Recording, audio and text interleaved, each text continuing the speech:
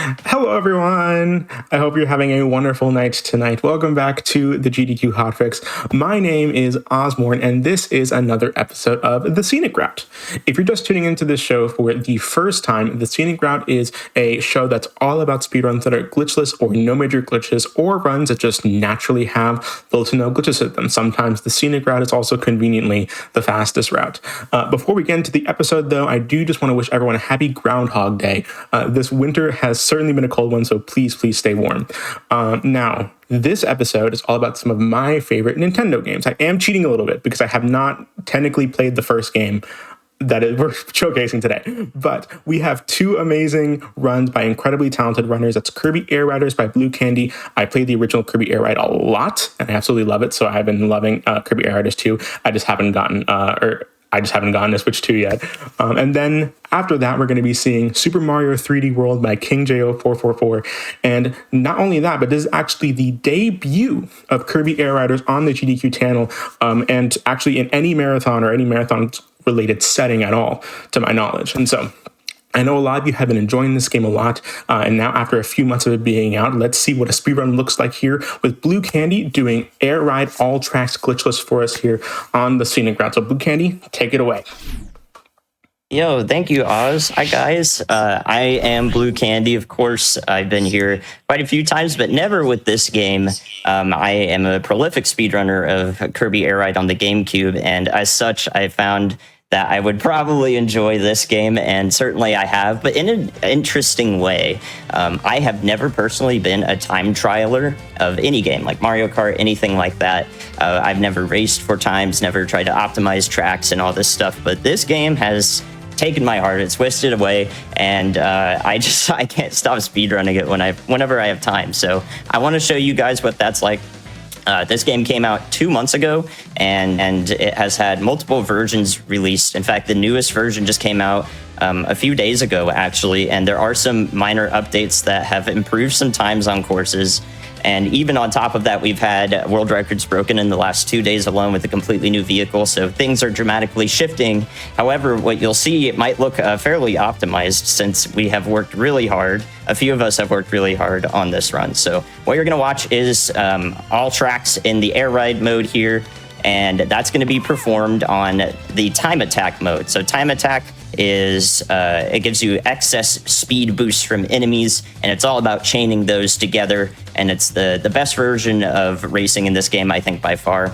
There's also free run, and that removes all the enemies, so you just drive with the normal vehicle stats, and there's some speed boosts and so forth. But time attack really has that in-depth, that graininess to it, the extra skill ceiling to chain everything together, and I find it very fun, very fascinating. So I've been addicted to this, and I will show you what it's like. We're going to speedrun all the tracks. I'm going to start with the OG ones, and then we'll do all 9 of the new ones in a row, and I'll talk about all of the different characters and vehicles during that. And of course, Oz will ask me several questions.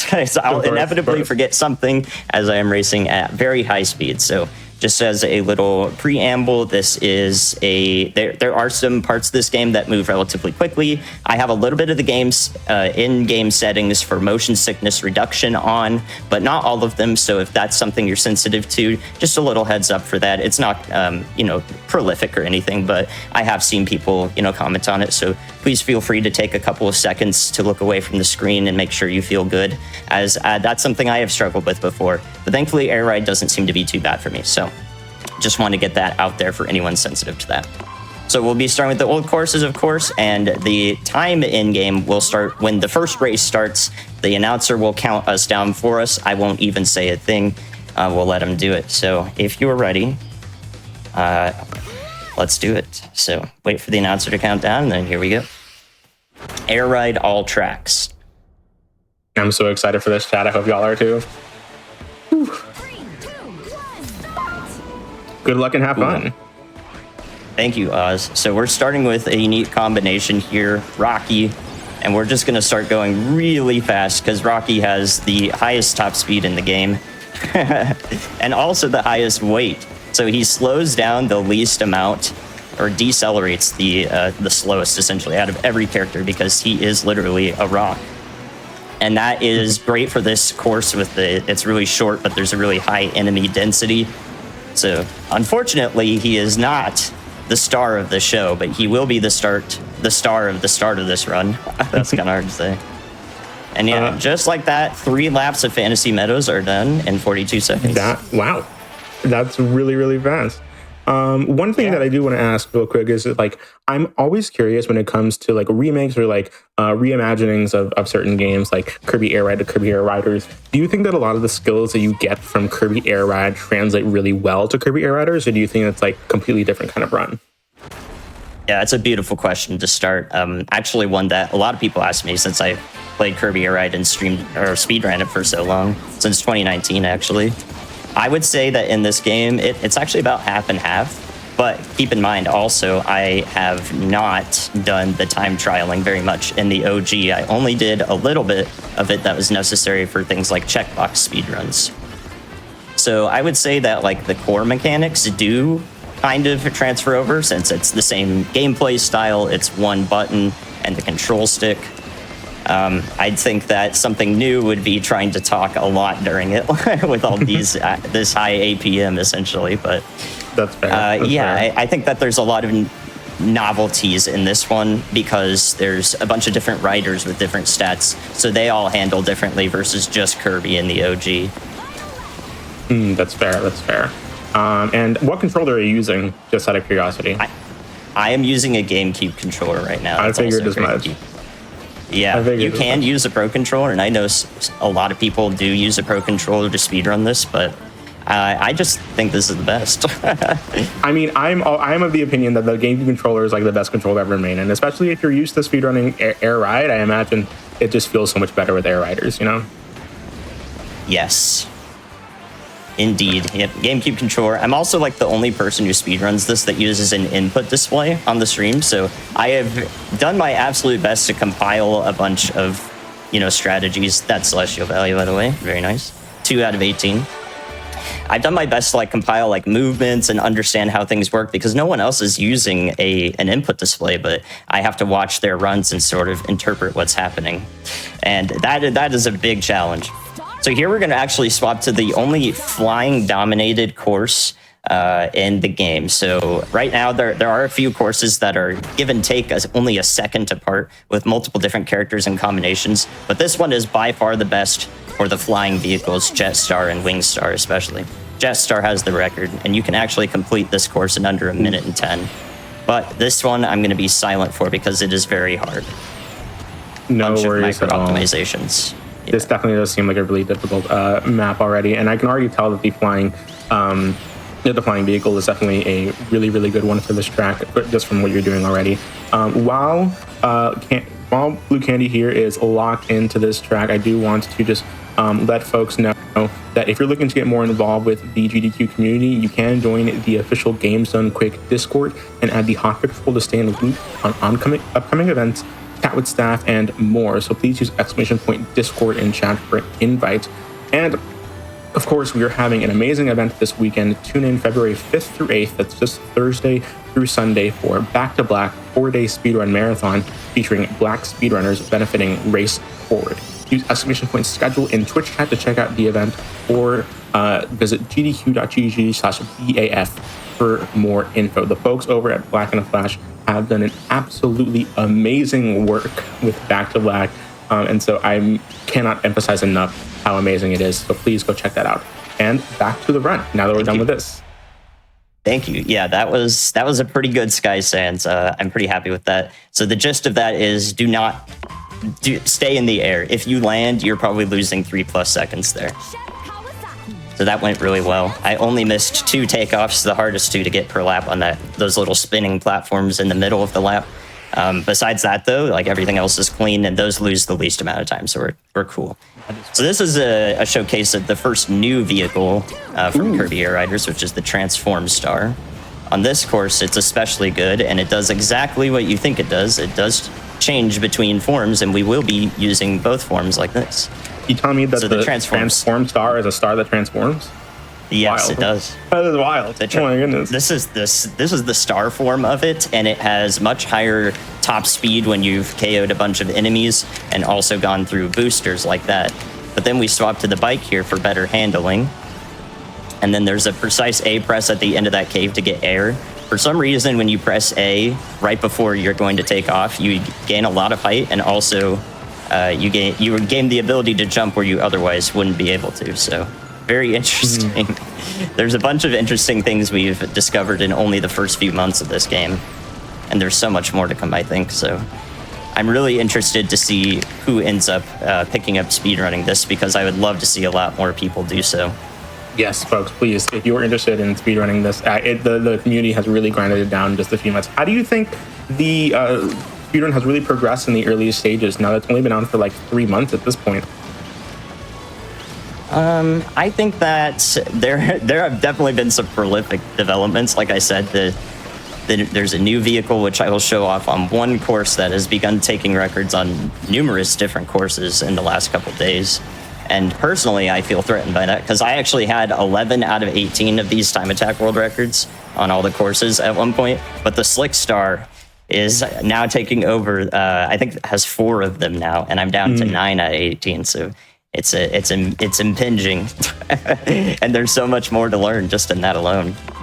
So I feel like the rapid developments have been a lot of fun to keep up with, and try to exhibit a sort of skill demonstration of being able to master multiple different vehicles. I love that this game has like multiple different vehicles that are optimal on courses so far, so that it's not just monotonous, right? That's another thing that's kept me super interested in it and its developments.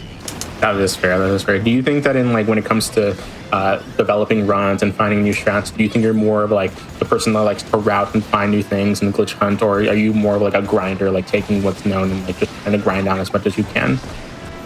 I have no idea. I mean, I'm kind of doing both right now, because I am like trying to pioneer new strats and all that, and I have actually grinded for world records for like 10 hours in a row on a single course already as well. So I'm kind of hitting both spotlights. That is very impressive. I always respect the people who can do that for like just hours on end, especially when it comes to like the same course over and over again. That is wild to me. We do have a nice little question here in chat. So everyone knows that when the game first released, or when the demo first released, people were posting images of or videos of Rick all over the place on the internet. And so did Rick end up being like a good use in the full release of the game, whether it's in here or in City Trial, or did it mostly just end up being used in the demo? I think that Rick is a very, very good character in City Trial, yes. He was actually the best on one of the courses in Time Attack as well, until a couple days ago, actually. Oh, really? So he did have his reign, and he is still a very good character for Time Attack in general, but that has since left. So you're probably wondering who took it, and it's none other than this guy right here, who I've been maining on the last few courses. This is Chef Kawasaki. You may have seen him from Kirby Superstar, but also the anime Kirby Right Back At You, which he's in. He is generally the best character. Well, I was talking about vehicle diversity, which you'll see plenty of. The character diversity is a little bit less so. So all the riders that are used, Chef Kawasaki here is going to be on 14 out of 18 of those courses. And that is because he is a general heavyweight character, like I was talking about Rocky right at the beginning.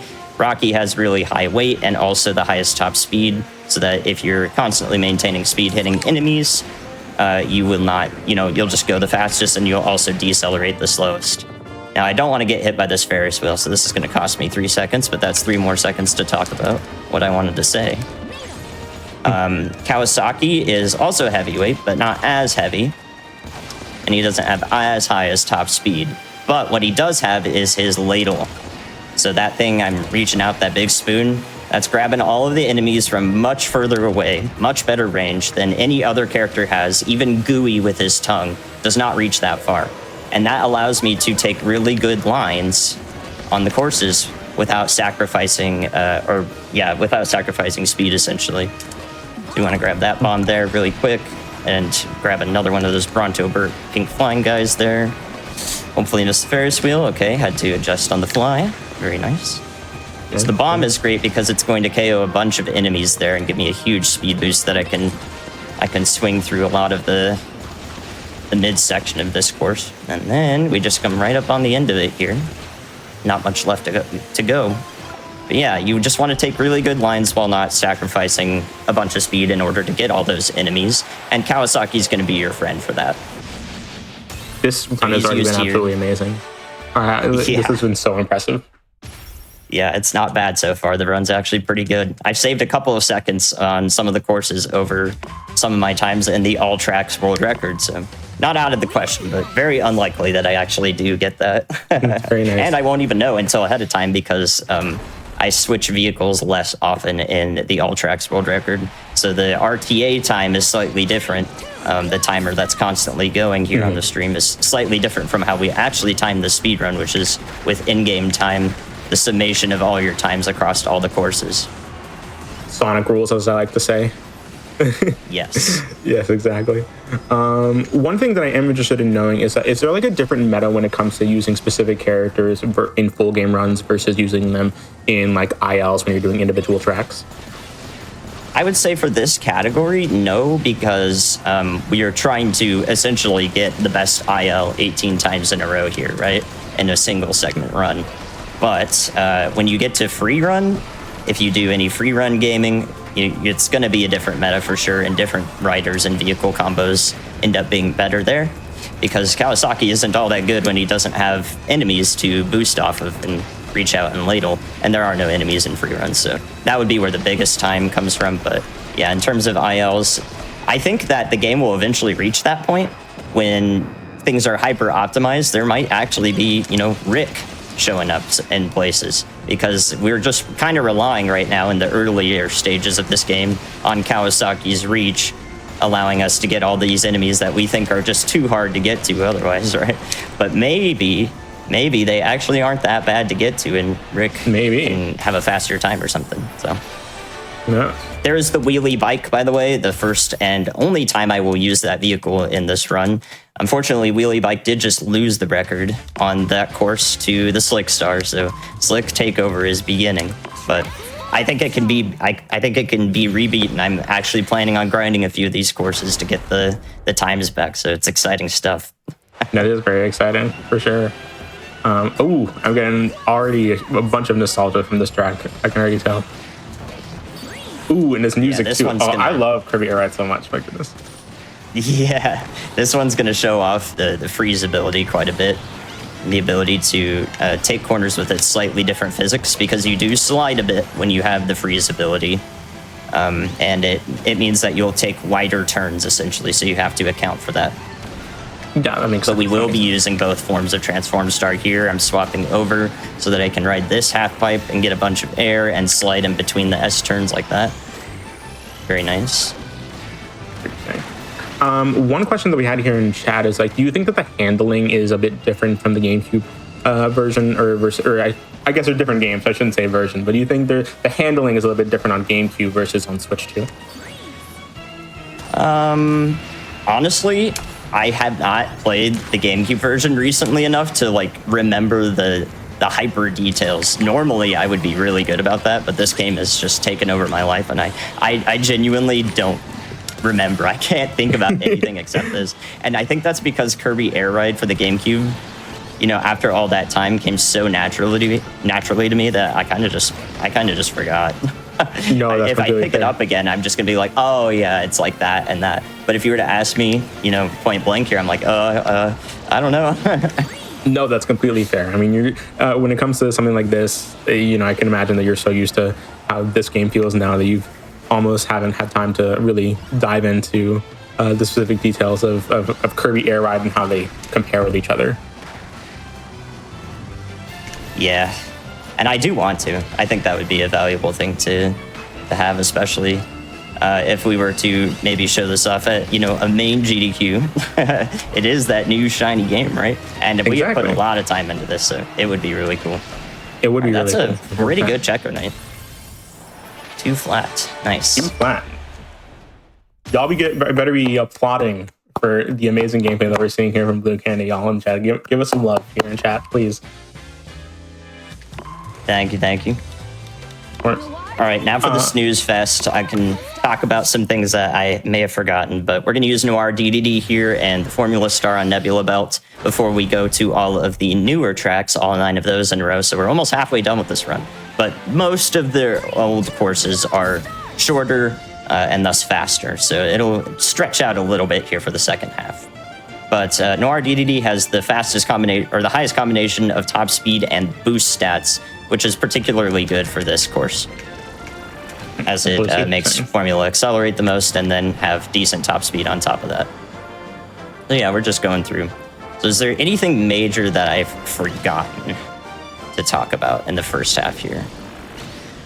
That is a great question. That sticks out.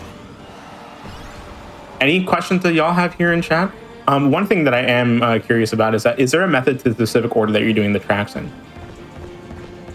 The tracks? No, this is the showcase method. in a usual run, I do the ones that are the hardest to hit first, so that I just reset, I reset more until I get, some of them are cycle based, which we'll see, and some of them are just really difficult, like Sky Sands. If I ever land, I just lose 3 seconds automatically, right? So I get those done as early as possible and get really good times on them in a typical run. But here, I just want to show them all off in an order. That makes sense. That makes perfect sense. How much overlap is there between of course, the original Kirby Air Ride community versus the Kirby Air Riders? Do you think everyone from the Air Ride community just shifted over to this, or do you think that there's a lot of people that are still pretty dedicated to the original?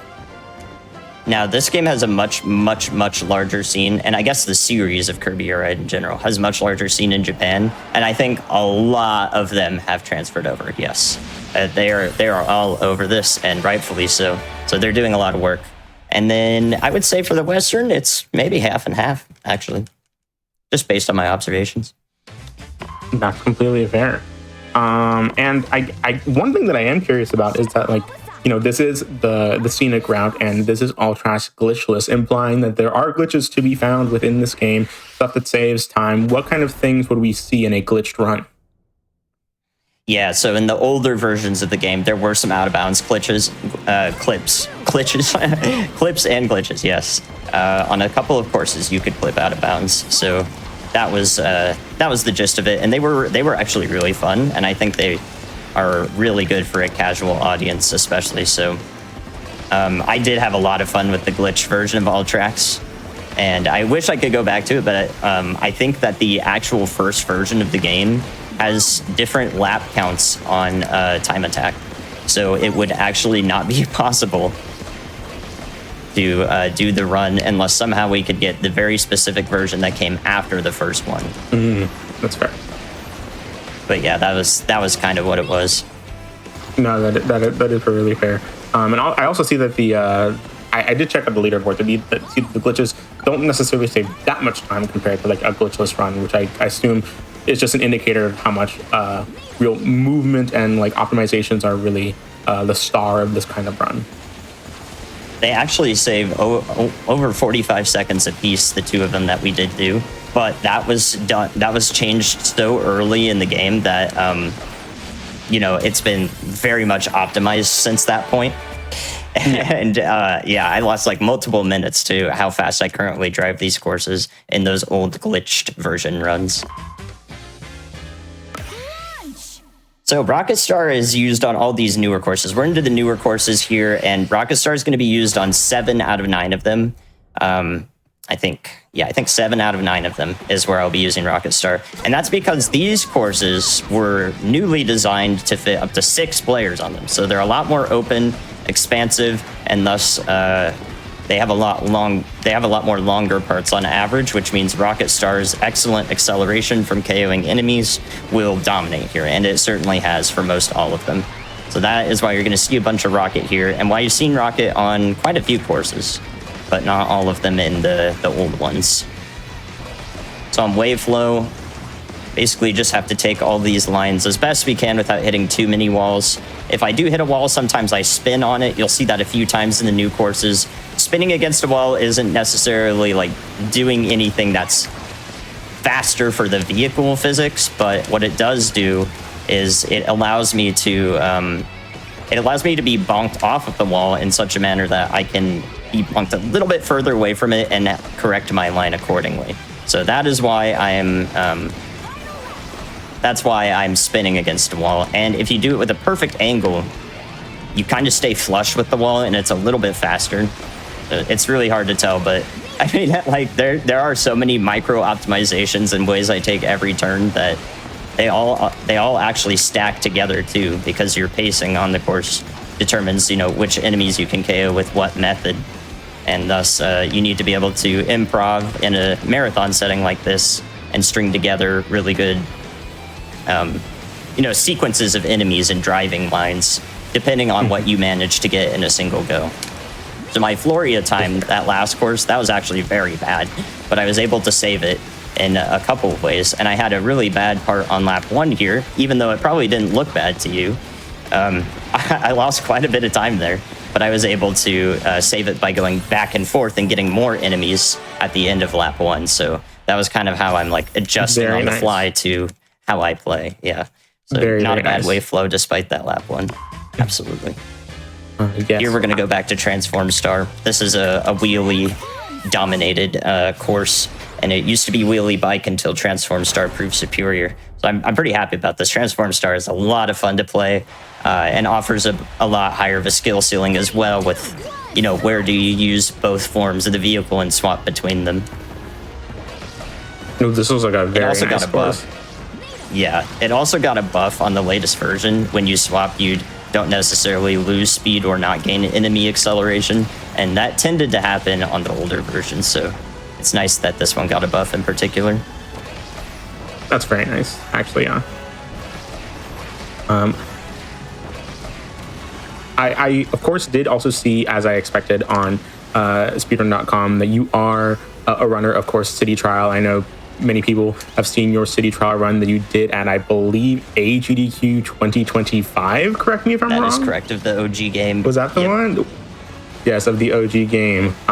So tell me, how, like, do you have necessarily a preference between like City Trial versus Air Ride and the new Air Riders? How do the runs compare? City Trial and the new Air Riders, we created a couple of categories for it, right? Because I actually made a bunch of the categories for this new game and tried to figure out what would be interesting here based on feeling out the game at first. We had to do it quickly, so we weren't completely sure, right? But City Trial in this one is much more of a grind and waiting for everything to happen. You can do all of like a bunch of cool strats and everything, but you still probably are going to have to wait to get RNG at the end. So it's like none of it even really mattered, which is kind of disappointing between the two games. I definitely prefer the way the first one worked for City Trial speedrunning, but I know that there are still a lot of fun times to be had and grinding that mode. So despite that, it is still City Trial. It is still nostalgic. It still offers all of the new fun stuff, but yeah, it is missing that core element for speedruns, I think. So no, I'm very happy that Air Ride has been so addictive for me. I've had too much fun time trialing this. It looks addicting. I mean, even just playing a couch, I feel like it'd be really, really addicting to see. Yeah, 150 there on Airtopia is very good. That was a pretty clean run, showcased all of the things that I wanted to. And I think what I would surmise all of this, what you're watching here, is that everything I'm doing or trying to do is intentional. If I am running headfirst into an enemy, that's intentional. So I am trying to KO things, you know, with the lines that I'm taking. And then one other thing, of course, that I haven't talked about much because it hasn't come up is you can spam the B button to get rid of the copy ability that you currently have. And you'll see that little orange circle chart come up when that happens. So I am doing that sometimes because it is better to get rid of the copy ability that I have at that time in order to refresh it with a new one that's coming up on the track. So all the enemies are in set locations as well. There are a couple of them that are weird and sometimes don't spawn. We'll see that on the course 2 after this one, maybe. But it's really, for the most part, 99% of it is consistent, so you can adjust as such. That's why I already know everything that I'm doing here. Like I'm not just improving like, oh my gosh, that guy is there and I need to do this to get into it. Like, no, that would be that would be wild if I were doing that. But Yeah, so like I rammed that fire enemy at the end of lap 1, right? So I want to do that, and I want to spin here to bounce off that wall and get both of those cappies with the needle ability, bring that over here. You know, like I could literally yammer on kind of like that like co-driving thing that happened at GDQ 2026. That was so cool. Like I that was amazing. Yeah, it was Richard Burns' rally. Like I really enjoyed that. Yeah. And just the amount of talking and driving specifics that occurred during that. It wouldn't necessarily be in code in this game, but I could literally tell you every intentional thing that I'm trying to do. So like something that wasn't immediately obvious there was I was actually holding down and slightly left on the control stick after I came off of that big rail. And that was in order to hit the 3 broom hatter enemies on their brooms in a row, but then not take up a huge bit of air right after that, because normally you just fly up. So there are a lot of micro things like that. That's the second longest course done very quickly with Rocket. So I'm pretty happy with that time. That was good. Definitely. I mean, when it comes to a game as optimized as any kind of racing game is, and one that's as mechanically heavy as Kirby Air Riders, I can only imagine how much intentionality goes into every single movement that you're doing. Like, and someone in chat says even the mistakes are intentional, and obviously, of course, that's joking. But at the same time, you could definitely, just seeing it for the first time, even if you're familiar with the game, you can see that it's hard to catch the mistakes because of how intentional all the other actions are. To me, it just seems like you're going really fast. I wouldn't be able to point out the time losses if I could, unless I was like very studied in it, of course, like you are. Yep, and that's actually why I haven't been pointing those out, so you can enjoy the run more than me just constantly complaining about it, right? That's fair. That's kind of what happens when you grind a course for 10 hours. You're like, oh man, why didn't I get that? But actually, like, at the same time, it sounds like that would be such a bad thing to do to myself, but I've found a lot of enjoyment in even those longer grinds. As frustrating as they might be, they result in runs that look and feel really clean and rewarding, especially. Like, I think part of the reason why I got into time trialing this so quickly is because it's just really rewarding. By the way, that little thing right there, so the end of that lap where I hit that ramp, there is some tech there that we don't know. We don't know why it works. We don't know how it works. We don't know when it works. It just works sometimes. I am totally willing to name that tech after whoever can figure out what exactly just causes it.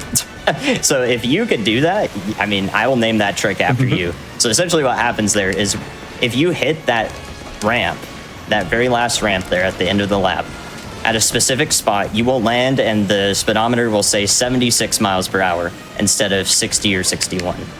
And I didn't get it there because I don't really know how it works, but the best idea I have is to hold kind of like down and right as I take off from the golden dash panel. So let's see if I can do it from here.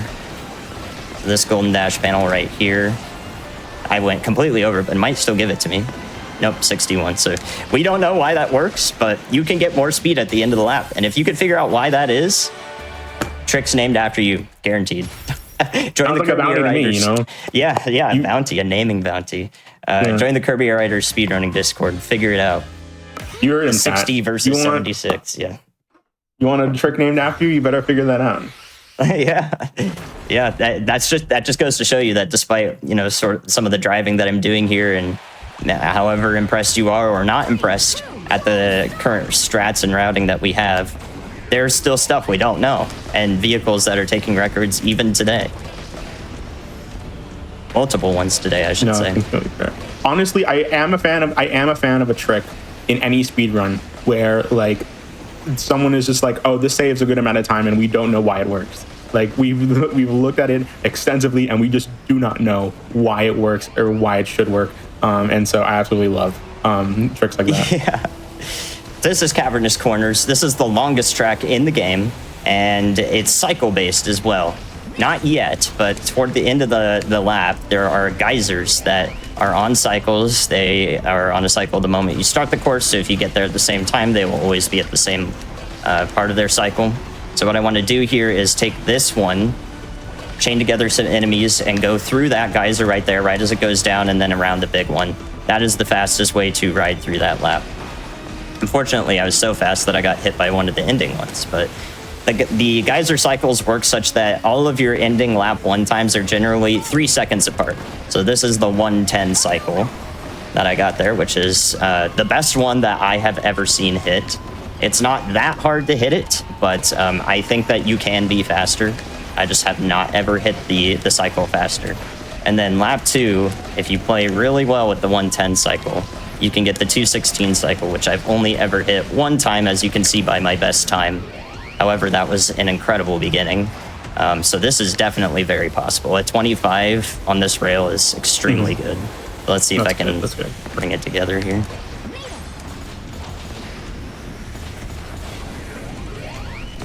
Got to be very careful on that little wall bounce there, because if you hit it at the wrong angle, you will just completely lose all your speed.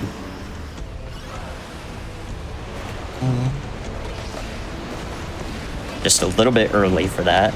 Didn't hit the big geyser, so let's see if I can get through. Nice. I think this is a 217.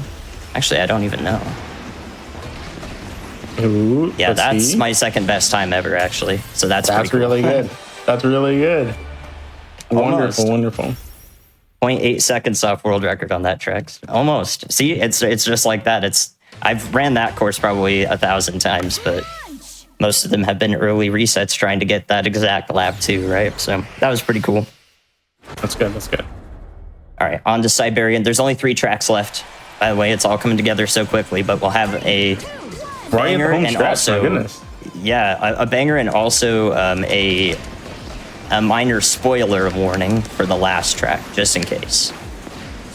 There's lore in my Kirby Air Riders game? There is a story mode. It's beautiful, yeah. Actually. Yes. There's lore. I'm not used to. I mean, I know Kirby games have lore, but when I play Kirby games, it's just cute and fun for me. You know what I mean? I love it. I forget that they have lore half the time. This is Siberian Highway. It's one of my favorite courses to grind, and it has the mini and big sections here in which you become small and then have to work with your vehicle physics and the relative frame there. So that's the mini section, which is faster on Rocket. Not a bad lap one, but we're going to shoot this plasma all the way ahead there to hit all of those enemies and get a giant boost into the start of lap 2, which we'll be able to conserve while we cross this bridge and then get some more. And if I spin early there, I can pick up that plasma, which is important for this part, where I get a level 4 plasma that shoots through all those guys. So the max enemy speed boost happens when you've got 6 KOs. Anything on top of 6 KOs is just sweetening the deal, keeping the max speed boost longer or helping your acceleration up to it faster if you hit a wall and lose all your speed, etc. So as long as you have 6, you're good to go, and you're always working towards having 6. Good. Do you enjoy the 2-lap pacing in this game as opposed to like 3 laps like most games would? Yeah, I think that the balancing of number of laps has been pretty dang good for my enjoyment of this. They're not too long, not too short in a lot of cases, and the last 2 courses are going to go much faster because they're only 1 lap apiece, actually. Oh, really? Wow. Yep. They're longer courses, but only 1 lap. So there's a good Siberian. Anything sub 155 is actually quite good. Beautiful. All right, now we're going to show off a new vehicle here. This has just claimed the record on this course as of a few days ago. The Slick Star on Mount Amber Falls. Before this, Wheelie Bike had the record, and I thought it was by far the strongest and most optimized record in the game. I cannot believe that it actually fell into the Slick Star. So this is very hard. I will likely lose the most time on this course, but I'll do my best to demonstrate it. Get a moment of silence here and focus.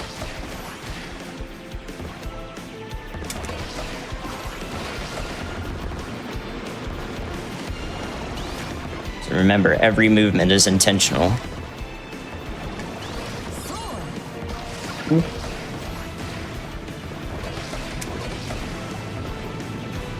This is very impressive thus far.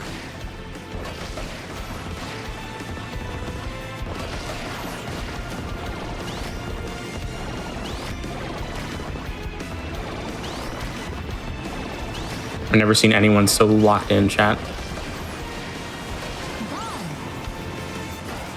I'm this bomb throw right there. Ooh.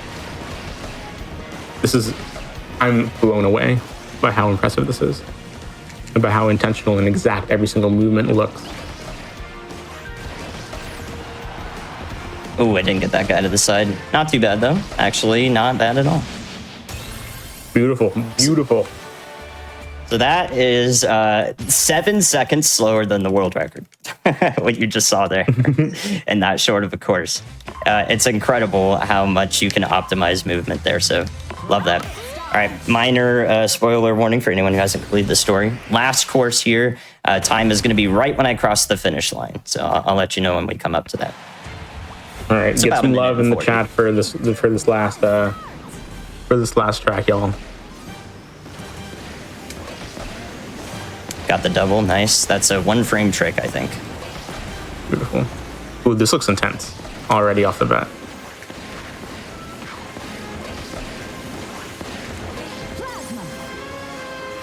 Not too bad of a start.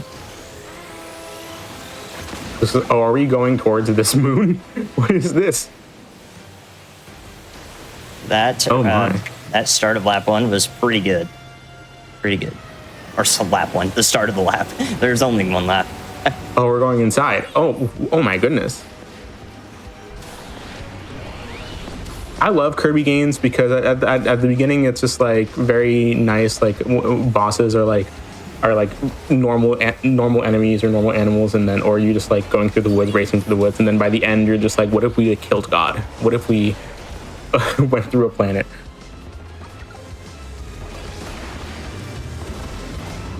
Oh, good Galactic Nova so far.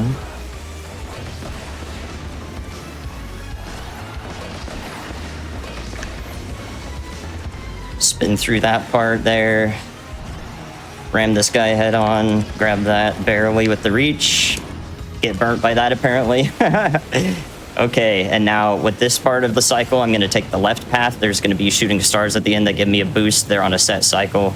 I know when I hit that ramp where to go, and time is coming up. Time. Beautiful. Absolutely. And I PB'd. Ooh, new record. My 0.02.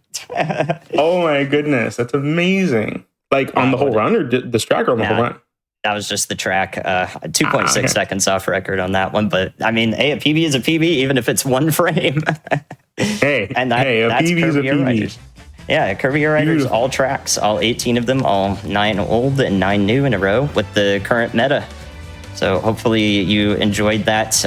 There is a variant of this speedrun in which you can use no duplicate rides. I think no dupes is a really, really fun run. It is probably what I'm actually going to submit to SGDQ as a sort of an upgrade to the regular all tracks here. If we do no duplicates, we have to use 18 different characters and 18 of the different vehicles that you see here. So all of these different guys, almost all of them, will have a shining spot there. And we get to use the legendaries on one track too, where they save the most time. So pretty cool stuff. I haven't even learned that run yet, but I think that with all of the time I put into all tracks so far, that one will be really fun to pick up and quite deep, even more stuff to learn. So I've really enjoyed time trialing in this game. It's my first time ever being a time trialer in any racing game, so I hope that my approach to it has been enjoyable and entertaining, and I would love to see you start speedrunning this. This is what I want to have on a tab on my other monitor at all times. I just want to be looking at this. So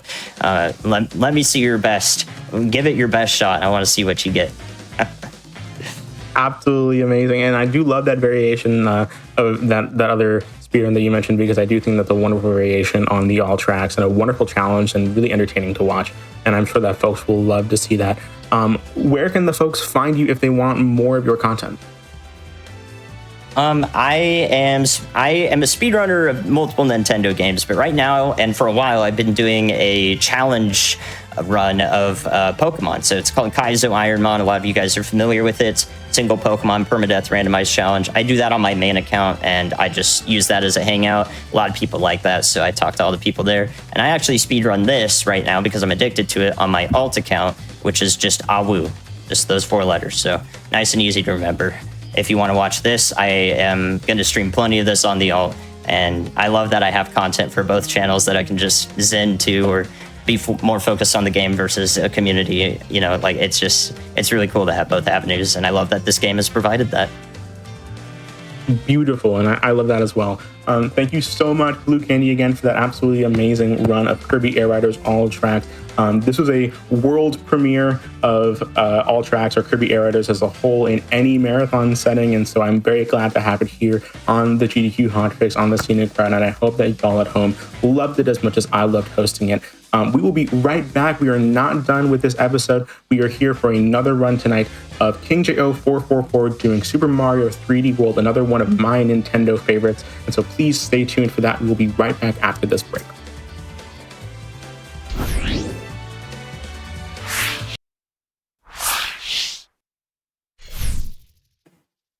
Hi, everyone. I hope you're all having a wonderful night, and I hope y'all had a lovely break. And welcome back to the GDQ Hotfix. My name is Ozmourn, and this, again, is another episode of the Scenic Route. If you're just tuning into this show for the first time, the Scenic Route is a show that is all about speedruns that are glitchless or no major glitches, or runs that just naturally have little to no glitches in them. And before we begin this next round, I also do want to wish everyone a happy Hedgehog Day as well, which does beg the question, what does it mean when the hedgehog sees its shadow? Much to consider. Now, this episode has been all about some of my favorite Nintendo games with Kirby Air Riders that we just saw with Blue Candy. Please give some more love in the chat for Blue Candy, because that was an absolutely amazing run and a world premiere of Kirby Air Riders in any sort of marathon setting. And so please give more love in the chat for Blue Candy here. Now, that was absolutely incredible. And we have another incredible run up next here. A great game that I've played a lot as someone who loves a 3D collectathon. And one thing that I do want to mention about this run is that this run does have glitches in its like natural speed run. But one thing that this runner has told me is that they don't really use this specific glitch that is present in this run. And so that's another thing that is like very acceptable for this kind of show. If you have a run that, hey, maybe the world record holder or world record runs or top runners use a specific glitch that's present throughout the run, but you don't want to do it because you don't like it, then that is a thing that's very eligible for this show. And that's what we're going to be seeing here. And so up next, we have Super Mario 3D World Any Percent by King J0444. So please, King J, take it away. Awesome. Thank you, Oz. Yeah, hi, everybody. I'm King J0444. You may know me for various different games that have been run on the GDQ channel. My favorite run that I've done in a very long time and for a while now has been my run of this game, Super Mario 3D World, at PAX East. So I got the entire squad that was there for that run. If you two would like to introduce yourselves, my commentators here. Hello there, everybody. Sure. I'm Illegally Sam. I was also there at PAX East. This will be a fun time. That's true. I'm 1215. I'm famously known for nothing, so I'm here. Awesome. Yeah. So whenever I commentate or whenever I do runs for Hotfix or GDQ in general, I have to pick my most knowledgeable friends who know the game really well. So I have the two most high-level Mario 3D World speedrunners with me, obviously. But yeah, Where are they? Or are they? So this is Mario 3D World. Quick history before we start the run. This game originally released on Wii U, and I ran it back then. And then it released on Switch in 2021, and it is way faster. You can skip cutscenes. It just has faster movement in general. And then it got a Switch 2 upgrade when the Switch 2 released, and that made the run 2 minutes even faster. So we're going to see this run faster than you've ever seen it before. If you watched the PAX East run, it's going to be even faster than that. So yeah, without further ado, I think we're good to go. So we're going to go ahead and start time when I select my character. So 3, 2, 1, go. Good luck. Good luck and have fun. Thank you. Good luck. All right, so Mario 3D World, it's a 3D Mario that kind of plays like a 2D Mario sometimes. And to explain what Oz mentioned, so there's like in my opinion, like the only real movement glitch in this game is called crouch boosting, and that's something that I don't do. It's something that top runners use.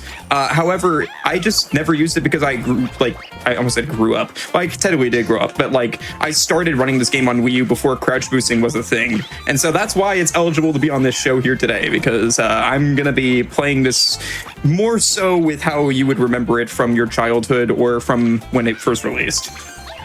Don't say that. I'm old now. Hey, this game's over a decade old, okay? Childhood, he says. If this version was your childhood, you are very young. Okay, that's fair. I'm talking about the Wii U version. No, if the Wii U version was your childhood, you're also very young. Help. So when the Switch version... I hate to say it, but it was. It was for me too. It was when I was a teenager. So Help. Yeah, you. So Mario 3D World, we need 170 green stars to beat this game. So we also have to route in which green stars are faster and all that good stuff. However, we can still skip worlds and still barely get enough green stars to finish the run. So we're actually going to get our first secret exit here to skip the entirety of World 1. Yeah, because both 3D World and 3D Land are kind of structured in similar ways to the 2D Mario games, where it's, world by world, certain amount of levels per world, and there's, secret exits and warp, quote-unquote warp zones that let you just go all around the game however you want. So Joey's obviously going to be going the fastest way. That was very weird. I've never done that like that before, but we're fine. Yeah. The way that I kind of describe these types of games, Mario 3D World, Mario 3D Land, is that they're like 2.5D in that they're, of course, literally 3D, like you move around in a 3D space, but they follow the formula of like a naturally like 2D Mario game. Yeah, definitely. Yeah, they're just stage by stage progression as opposed to like a sandbox. So there we go. We just got the secret exit right there, and that's going to make us skip the entirety of World 1. And by the way, the best part about this run is we just skipped that Sprixie that we were supposed to save. The whole point of this game is to save the 7 Sprixie fairies and beat the game. We skipped that one, so they're never going to show up again. Like, they don't show up in the later cutscenes either. They stay trapped. So she's trapped forever. We're an anti-hero. Let's not worry about the lore implications of skipping worlds here. I just want you to know, okay, if you run any percent, you're a bad person. He said there's 7 of them. That's propaganda. There's not 7 of them. You will see later. There's not 7. Don't worry about it. Yeah, that is true. There were never 7. It's false information that I'm spreading here on the GDQ channel. That's prime number propaganda right there. Both of them are prime numbers that we're using. That's very true. We're always skipping another one later on. So in total, we're only saving the ones that matter, like. Wait, how many green stars do you need? 170. Oh, I was hoping it was going to be a prime number. Never mind. Joey, can you get an extra one so it's a prime number? I actually did get an extra one on the final level, so we do end with 171. Okay, good. Is 171 a prime number? I'm just going to say it is. I don't know if I don't know if it is either. I mean, if you say it with enough confidence, then it If is. you really believe It's divisible by it, then 3. it has to be. Darn. So let's talk really quick about. Let's get out of this conversation. Let me talk about the game really quick here. So, the main thing you're seeing is the catsuit. This is the main power-up that is introduced in Mario 3D World. This power-up is so overpowered that if we lose one, like, it's bad news. Like, you want to make sure you always have 2 catsuits, one in like that you're wearing and then one in your reserve. So we're gonna get a second one here, and then if we ever lose one, I am gonna go out of my way to find one later on, and that's what really separates top runners to newcomer runners to this game is if you know off the top of your head where every catsuit is and when you can refill. That's very important to know for safety's sake. And I just lost my catsuit. There you go. Demonstrated it perfectly. I was about to say, thanks for the demonstration. No problem. I was say, did you go into that rant there to distract us from the piranha plant cannibalism going on? Oh yeah, I did kill that piranha plant. He's gone. Yeah. And there we go. Beat the game. We defeated Bowser. That is not Bowser. Yes, exactly. That's Paper Bowser from Paper Mario. Except he's cardboard. I was gonna say he's more of like a cardboard standee. Yeah, that's more of a paper jam thing. But yeah, the best part about this game is the different amount of movement and stuff like that. As you can see, I'm like using cat scratches and stuff like that, and like diving all around. And that's the cool part about this game, is that there's so many different like ways to move. And obviously there's also crouch boosting if you end up doing that, but that's cheating, so we're not doing that. Okay. Glitches in my Scenic Route? Exactly. Yeah, Oz literally came into my chat last night and said, "Hey, if you do any sort of glitching, I am going to find you." So I'm just gonna. We're gonna pull you off stage with a cane. That's we're gonna open the trap door. Okay. This shows the personification of those YouTube comments. I also Complaining about glitches in every speedrun. Yeah, literally. Exactly. I also really like the fact that you can tell that this is a Wii U game because you can see the cursor. Instead of using touchscreen, we're using gyro controls here. So we're going to use that to our ability here to completely skip this sub area and just do that. And let's just go back to the pipe. Oh, I didn't get the green star. Let me grab it really quick. There we go. So I just grabbed it with a baseball. I don't like how that works. I don't like how that's a thing that you can do. We do that. If you don't like that, you're gonna hate one of the levels in World 6. I'm just gonna let you know. The gophers in this level upset me because I know exactly they look what you're like talking about. they look like a customer I had once who I despised. The gophers look like a customer that you've had. He looked exactly like the gophers in 3D World. That's what if he's watching right now? Something else that I'm gonna quickly explain. This is something that we didn't know over a while in this game, but when that yellow line continues to move, like to progress to the next level, we found out that while you're mashing, if you mash the A button in like a sort of rhythm, it speeds it up. That's something we didn't know about this game for years, like until like halfway through the Switch version's lifespan. So shout outs to that. Luigi Master found that one. And that's present in all three versions of the game. I don't know if anyone went back to the Wii U version to check if it's still there, but it's available in, like, it's always been a thing. We just never realized it. No one mashed A, I guess. Can't believe nobody went back to the Wii U version in the year 2023 or whatever. Yeah, I'm more surprised that it took y'all that long to get impatient and mash the A button. I think people did mash it. Like it just didn't feel any faster, you know. Yeah, that's probably Wii U speedrunning, and that's just how speedrunning is. Exactly. I was gonna say Wii U speedrunning in the year of our Lord 2026 is wild. I think the moment that Wind Waker HD gets ported to the Switch, no one will ever speedrun on a Wii U ever again. That is true. So the other thing too about this game is on the Switch version is they got rid of like the saving text that would show up on the Wii U. Like you would get a little text box saying your game has saved. They got rid of that now. However, on the Wii U version, when we speedran that, there was a way to get rid of that, but you had to overload your Switch's memory by downloading just random stuff off the eShop, and that would make it so that if you game overed, you had to restart your entire game. So not fun. That's awesome. No, it's not. It was horrible. No, that's great. That's Bring awesome that back. for people who don't run the game. Yeah, but the biggest differences between the Wii U version and this version on Switch or Switch 2 is the fact that you can skip cutscenes. That saves like multiple minutes. And they also upped every character's base running speed. So if you played this game on Wii U, you may notice that we're kind of zooming right now, and that's why. So that's the main key differences. Was that? Well, you have the ground pound dive now too, right? Oh, that is true. Yeah, you also get like the Mario Odyssey dive. Oh, now's a good time to talk about fireworks because I just got them. I'm so bad at this. But if you end a level with the timer ending with a digit being 1, 3, or 6, you get that many fireworks, and that is something that I am really bad at paying attention to. So at PAX East, we actually got the audience to boo me every time that happened. So look, it's all in good fun. Chat, when I get fireworks, you can say boo. You can do it. I just saw someone ask me why I'm changing characters. So now's actually a good time. This is an auto scroller here, so this is a good time to talk about this.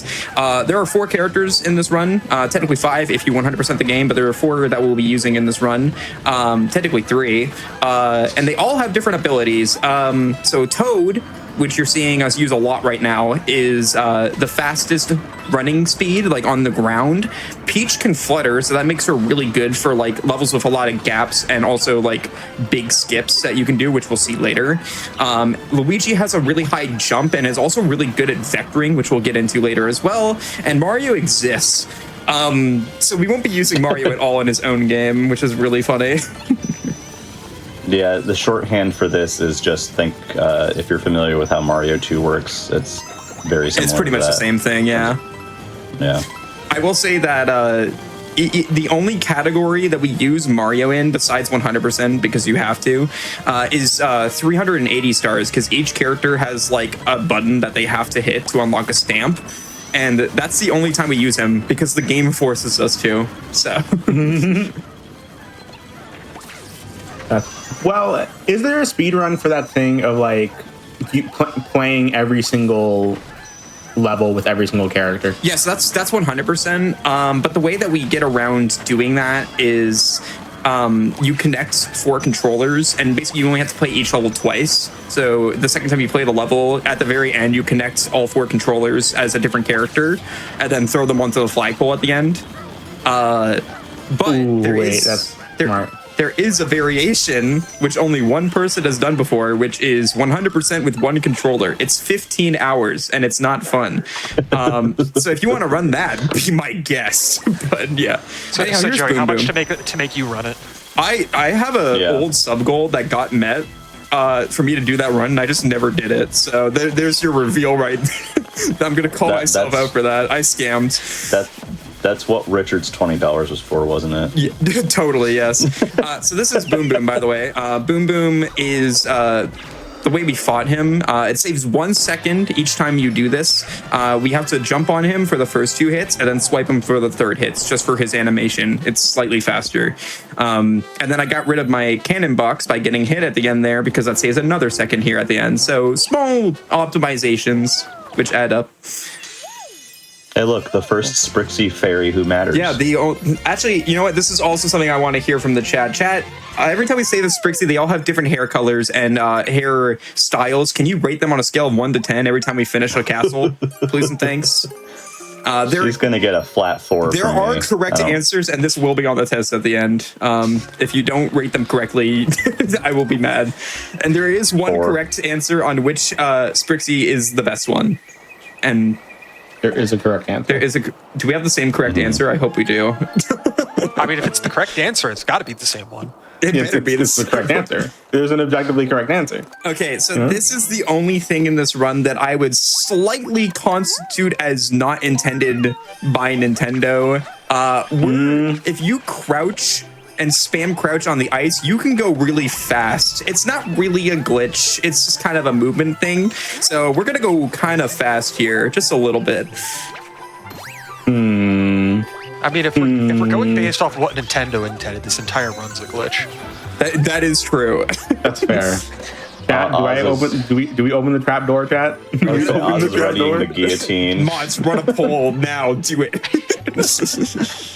Run a poll. Is that glitch? Wait, that's the perfect engagement. That's the perfect engagement. We should have been doing this the whole run. Oh wait, yeah. Someone run a poll. You have to rate every Sprixie quickly. You're only allowed to rate them 1, 3, or 6 for fireworks. That's true. Exactly. Anyhow, so we're into World 3. This is where the run really starts to spice up. Like, the run has been pretty tame so far. That's why we're able to explain a lot of stuff. But now we're going to get to some pretty scary levels with a lot of tight jumps in them. We're going to start doing vectoring with Luigi here. World record is, like, the world record holder uses Luigi in most levels, and the reason why is because of crouch boosting and also vectoring. Luigi is just very powerful when it comes to vectoring. And for those who don't know Except what, Launch. oh, sorry, You go said this ahead. next level is very scary, and I could tell it's a ghost house. Exactly, that It was the is. joke. Thank you for explaining it. That makes it way funnier. I'm terrified. Hey, I got to make sure everybody's on the same page. So, I want you to know that I voted against you in the poll. yeah, I saw that about there if was a poll. Thank legal. you for actually making a poll. That's awesome. Yeah. Also, I do appreciate the specific wording of the poll. For me, What is Is this legal? Is this legal? Yeah, I did ask her that. I did specifically say that. Ooh, it is not legal. Is winning by 3 votes. All right, You kick know me how off. Hell yeah. Mercy kill me. Quickly, do it. Hit the timer. Hit the timer. Yeah, we're calling it early today, chat. A new poll. If KJ loses New a poll happened called "Is this a glitch?" the producers were like, "We can't end this run. We got to keep it going." Exactly, They're gonna rig it. exactly. We still got the room for like another hour and a half. I got fireworks. Just end it now. It's over.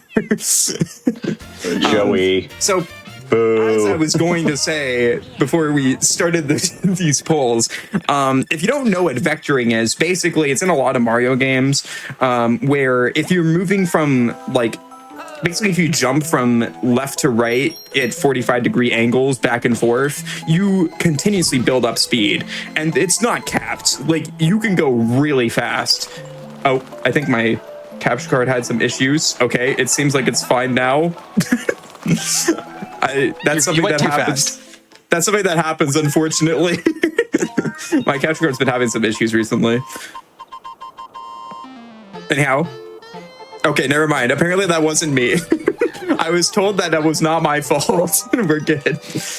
Alright, so we have our Captain Toad stages here. There's going to be a few of these in the run. I didn't let you all listen to what he says. Clay doesn't agree with this, but I think that he says diaper adventure, and I can never No. unhear it.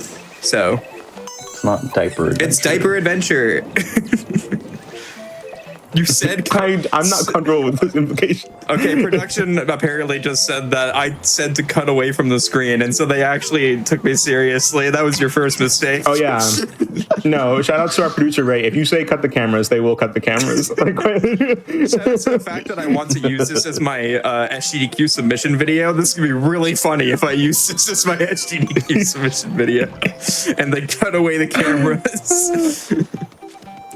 So yeah, basically you Keep saying that, see what Toad- happens. Basically, Captain Toad can't jump, so you just have to collect 5 green stars without jumping, and that's the whole point of the level. So yeah. While we travel to this next yeah, floor, do you go mind for if I read down an announcement real quick? Yeah, I just want to let everyone know that right now, Games Done Quick is hiring in 2 positions. First, if you have experience in administrative assistance, apply for a mainline event contract in sponsorship operations. And second, if you are an expert in broadcast strategy and marketing development and are looking for full-time work, you can apply to be part of the management team as the creative director here at Games Done Quick. And if you look at the application, that does include Hotfix as well. So if you want to work closely with Hotfix and what you see here on screen, you can apply or share with someone you know that may be interested by February 14th. Back to the run. Perfect. That was great timing because that is a very simple level that we just did. So perfect timing there. It's almost like Oz has played this game before or something. Oh, and there we go. It was all planned. The quick Oz look away option 1. Let's go. Thank you, Chad. All right, moving. So we did a little bit of a skip there where we instead of going back in the pipe from the Captain Toad level, by the way, we just did a main menu warp. That saves about 3 seconds, and it's just because the pipes in this game are so slow. Like, it says a lot that it's faster for us to work with the menu than to actually like enter the pipe. That's fair. That's fair. So now we're moving on to our water level here. What is that pull? Should King J be banished to the Silent Realm? Mods are The answer, Well, yeah, mods are but not for having this. mods are having a fun time with these polls right now, and I respect it. Honestly, if this is the poll run of this hotfix, I'm down. Just keep. The answer is yes, probably double yes, and no, it's funnier this way. It would have been funnier if if the answers were just yes and yes. Like, there's no like option that like is good for me. It's that one was You will be banished to the okay. Silent Realm. I feel like one of them was Tea Tree. We sent Joey to the Shadow Realm. Can we use those buzz saws from the duel with Arcana, where they're just going around the arena and they hit you, they send to the Shadow Realm, and absolutely nothing else?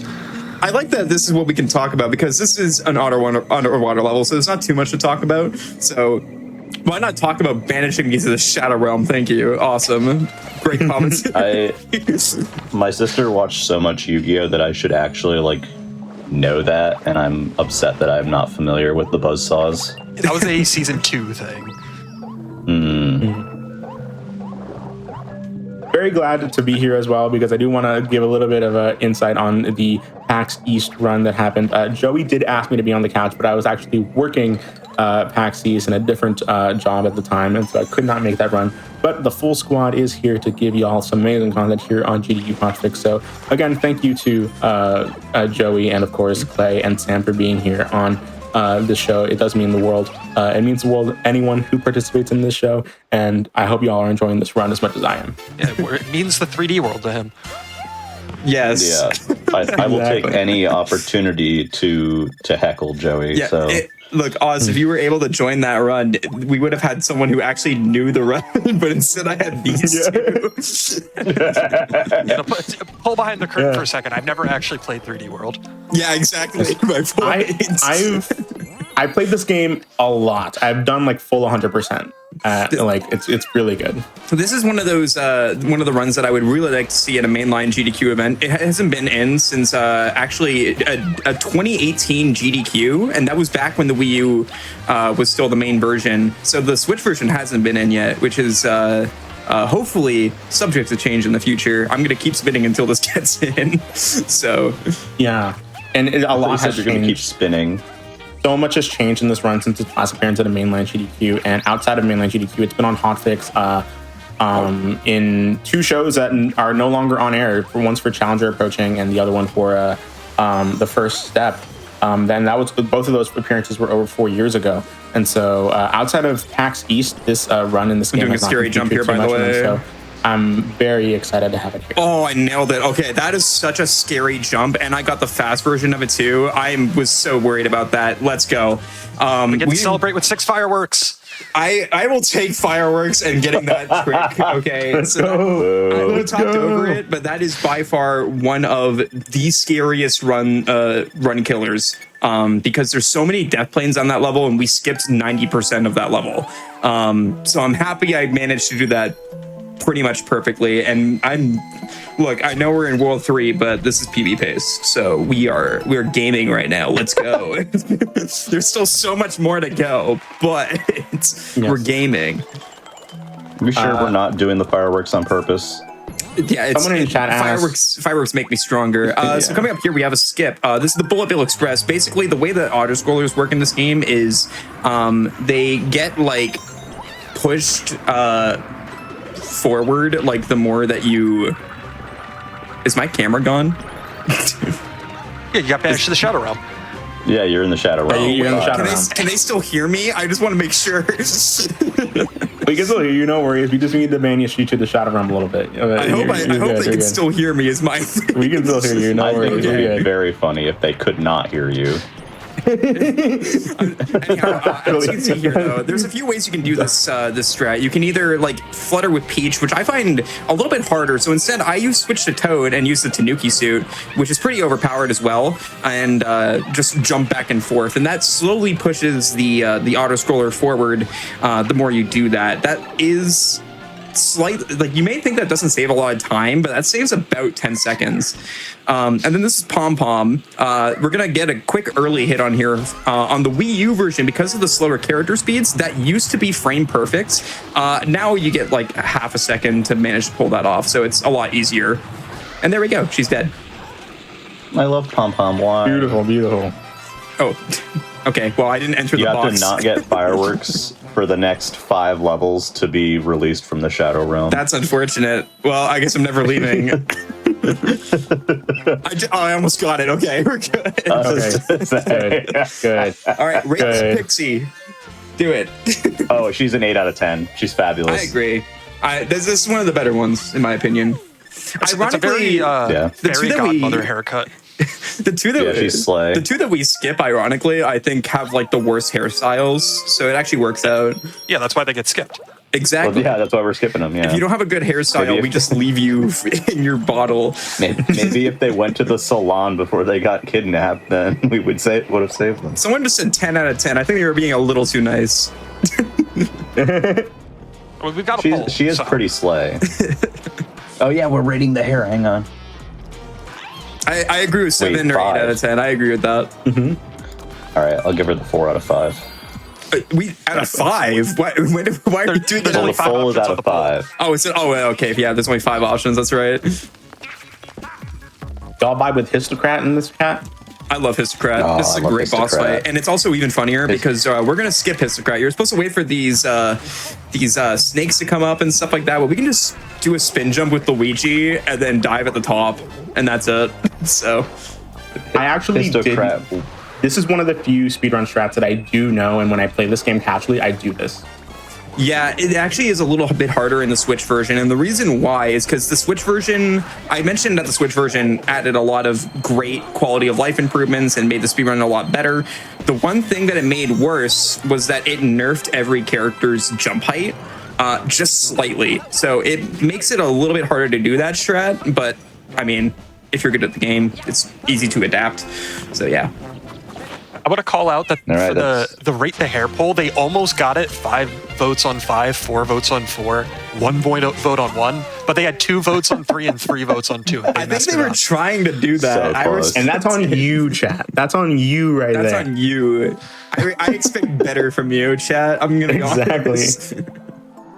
All right, so now we're moving on to World 4. We are going to be skipping World 4 again. However, this is a big difference between the Wii U and Switch version's routing. The Wii U actually had an out-of-bounds skip that's in World 8, in the overworld, where you could fall down to World 4 and do the Mystery House, which has 10 green stars, so it's very important. The Switch version actually patched that. It's one of the few things that they patched in the Switch version. And so we're not able to do that, which is unfortunate because it's really cool. I mean, it's fortunate for this hotfix, but it's unfortunate because it was such a cool skip.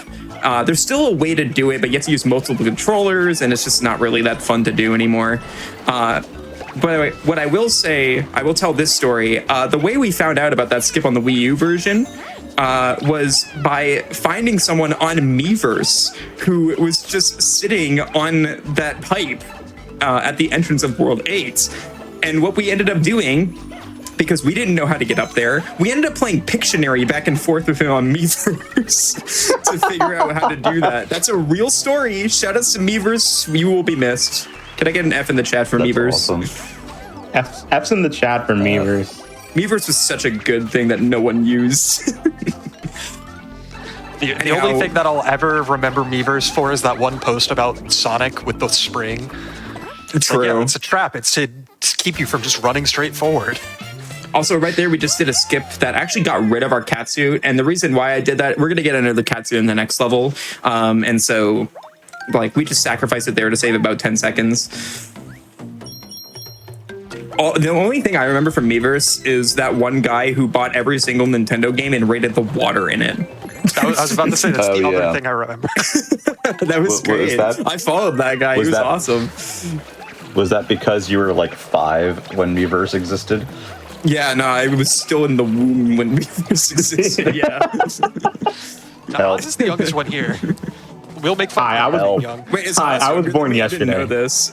I'm 22 years old. Okay, yeah, you are younger than me.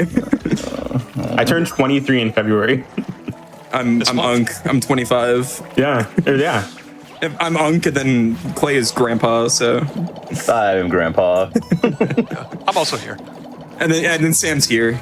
Well, So right here, yeah. most important skip. We're gonna skip this stamp. The stamps lose time every time you grab them. Very nice. And then right here, I'm gonna focus. I need to grab this. Nice. Okay, cool. I tapped that with a visual cue there, so that that's a random box that can give you pretty much any item. But I have a way to make it so that I get a catsuit out of it every single time, as long as I time it correctly. So I will happily take that. Now we have 2 catsuits once again. There we go.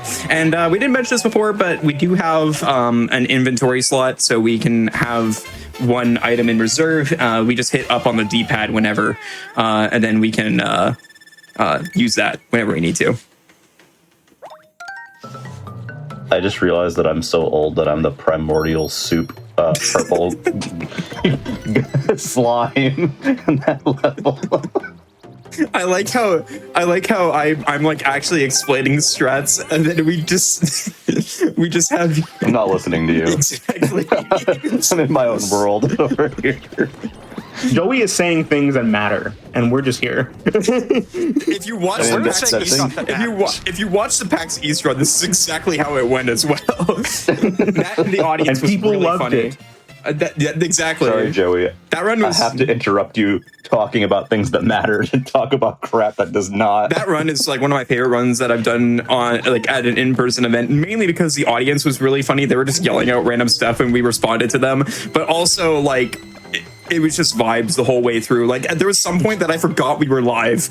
Like it just felt like we were on a couch together. Genuinely, if you are looking for like a really, really good run to like enjoy and just laugh and just have a really good entertainment with, go watch that run of Joey doing Super Mario 3D World at PAX East. The vibes are off the chart. The crowd is electric and the gameplay is amazing. Like, Yeah, they had to 10 out of 10. close the door because there was too many people in the crowd. So, by the way, this level right here, so this is one we would normally not do in any percent on the Switch version, but I am glad that it's in this version. This is the cool thing that we get to do because of the fact that they patched that skip in World 8, because we get to do this auto-scroller skip coming up here. Normally you're supposed to ride this like bounce pad and stuff like that, and it's really slow, but we can skip that by doing a little bit of a scary strat. I'm gonna need serious time here.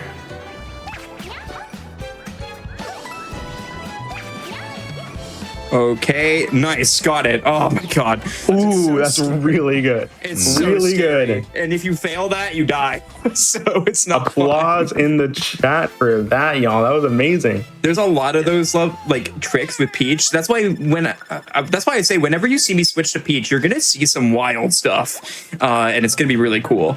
So yeah, that's one of the scarier tricks because it saves about 15 to 20 seconds, but if you die, it loses like a minute. So another big reset point, like around halfway into the run there, or like just under halfway. All right, so this is what we were looking for. This is why we played those extra levels we normally would skip in the Wii U version. It's because this mystery house here is just so important because you get 10 green stars and they're all so fast because these are all like speedrunning stages, which is just running from point A to point B. Yeah, honestly, the green stars is what makes this game as a run as interesting as it is, because as fun as it is to just blitz through all the levels as fast as possible, the fact that you have to route in a whole bunch of collectibles along the way makes it way more interesting to watch. Yeah. Yeah, I would agree. I will say the other thing I love about the Switch version is it has online multiplayer, which is really funny because you can do co-op runs with people from like across the world, and it leads to some really iconic runs. Shout outs to me having the world record in 380 stars with 4 players, and I was playing with 3 people who had never really ran Mario 3D World before, and they were all Galaxy speedrunners. I played with Galactic, Hardcore Gaming, and Jay. And it was just so funny the whole way through. That's a goated lineup right there. Yeah, it is.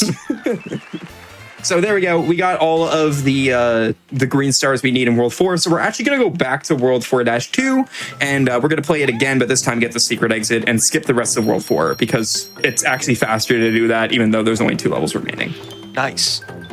Nice. I mean, I imagine the castle probably takes up a good chunk of that time. It does, yeah. Really The good. castle is a little bit long.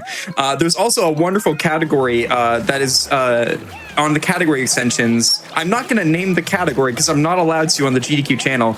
But it's basically just beat World 5, World 4. And if you just look at, where am I going? I was going to the green star. If you just look at the category extensions, you can probably find it. And you can probably understand, oh, I see why he can't say that on GDQ. I'm gonna need you to explain that to me later. I will tell you about it later. I'll only send you good. just a picture of the category name. That's all you Oh, need. yeah, perfect. Clay, you'll learn about it when you're older. Yeah, I'll tell you when you're older. Well, Yeah. I don't have much time left, Sam.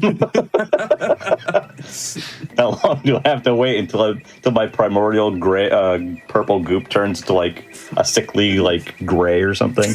All right, so now we're into World 5. And this is a really cool world. Also, we skipped that ferry once again in World 4, which means that one is also going to stay in its jar, and we won't see him again. Now we have 2 Captain Toad stages. Now you're probably wondering, like, how do you do 2 Captain Toad? I can speak. 2 Captain Toad. How are you planning to do 2 Captain Toad stages? There's only 1 per world that you visit. You'll see that when we get to it. It's another cool thing about the routing in this game, and how we are able to do it and trick Nintendo. And it's not a glitch because like Nintendo allows you to do to take the secret exits. So it's something that they knew about. But anyhow, right here, the way that I do these Captain Toad stages is actually pretty interesting. Like I do like a weird claw grip on my controller. What's funny about the Captain Toad stages on the Wii U is I coined the term nose strats because you had to use the touchscreen on the Wii U gamepad, and some people like to claw grip it, but I wasn't good at that. So instead, I used my long nose and I tapped. I tapped the stuff on the Wii U gamepad with my nose as I was moving. As a member of the Long Schnoz Club, I feel you. I'm also in that club. Exactly. Yeah. Actually, that was a prerequisite to commentate this run. You had to have a long nose, yeah. Yeah. So we're measured. I do not have the genes for that. I do not have a long nose. I'm sorry. I got grandfathered in as the host. So exactly. We're gonna go down here to these pipes here, and we're in a part of World 1 that actually isn't unlocked right now. This is a place we can't get to because we got the secret exit. But if you take that pipe, you can get here. And so that's what I mean by like, it's something that Nintendo knew about. They had to know about this. But it's really cool with the routing because you get another 5 green stars here basically for free.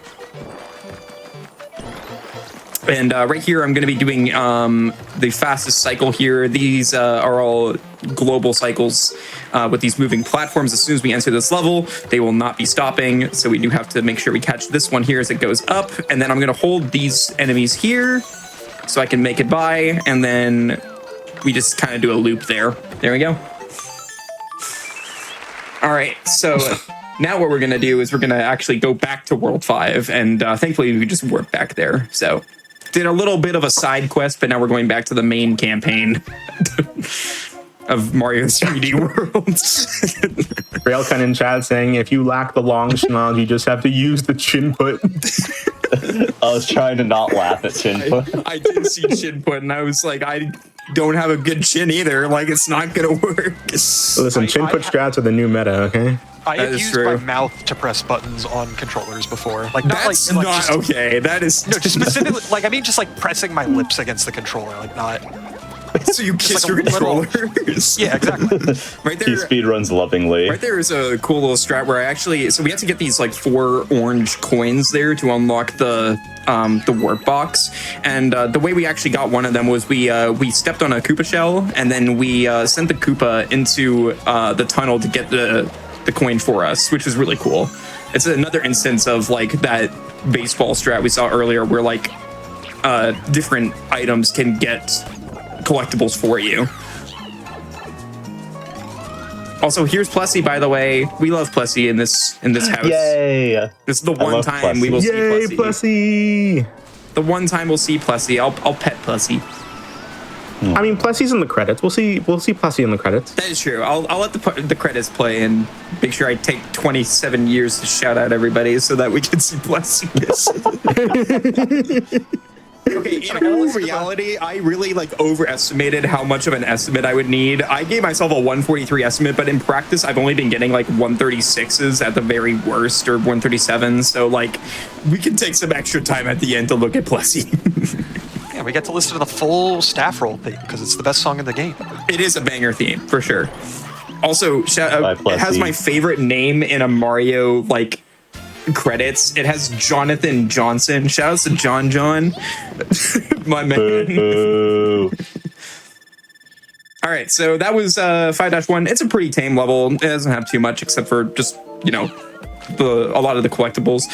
Now we actually perfectly routed this so that we have 80 green stars, so we can unlock this secret level instead of the one to the left.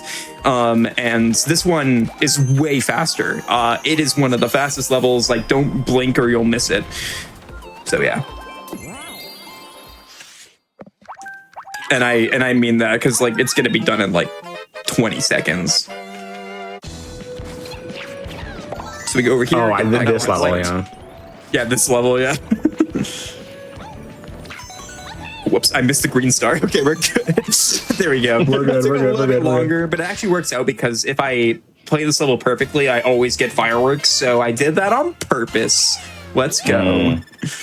Totally. Totally. Yeah. Also, someone asked earlier, this was way earlier, and I'm going to respond to it now because I just remembered it. Someone asked if Bowser's Fury was in GDQ, like mainline GDQ. Yes, but I don't count that as like showing off the Switch version of 3D World because it's like its own separate run. And this Basically its own game. And this run is literally 10 minutes. Like the estimate for 3D World the last time it was shown at mainline GDQ was 1 hour and 50 or something like. No, it was 1 hour and 55. And now my estimate's 143, and I'm by far not the best runner at this game. So, yeah. This game has really come a long way, specifically with the Switch Even version. then, even if you take just like Bowser's Fury, like that run hasn't been on for quite some time. It's only been on one time, SGDQ 2021 by Fur. That is true. And yeah. I'm pretty sure that was the GDQ like right after it came out, like the most recent one that it was, or the earliest one that it was eligible for. Yeah, that and so is even true. that has like progressed a lot. This game has. I'm very glad to have it here in order to see just how much this game has progressed. Yeah, thank you, And thank I you. do love me some Bowser's Fury as well. That's the interesting thing. There's so many Mario games that it's easy to forget that, like, oh yeah, some of them just don't actually get shown off that often. Yeah. I am a proud supporter of this game. I love speedrunning this game. I think it's one of the easiest to get into speedrunning. So if you think this looks fun at all and you have either the game on Switch or Wii U, feel free to join the Discord. That it's linked on speedrun.com on the game's page. Also, here's some vectoring again, but this time with Toad. But yeah, feel free to join. We want more people to run this game. The community is awesome. A lot of the top runners are coming back, and there's actually going to be some really cool world record competition between Xylix, who's current world record holder, and Luigi Master, who's second place. Well, actually, of Switch 2, yeah.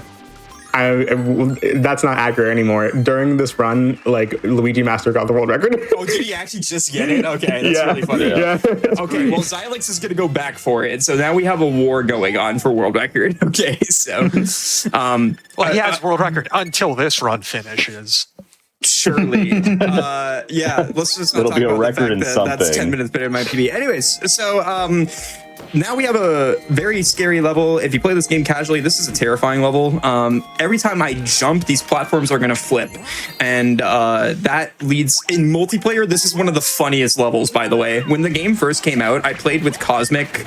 Like, we did a day one 4-player speed run with a bunch of the top runners from the Wii U. So it was me, Cosmic, Yondema, and Priceless. It's one of my favorite videos I ever got to be a part of. It's on Cosmic's YouTube channel, and I still laugh at that run today. It is so funny because of like this level is one of them that's like just so much chaos was happening in that.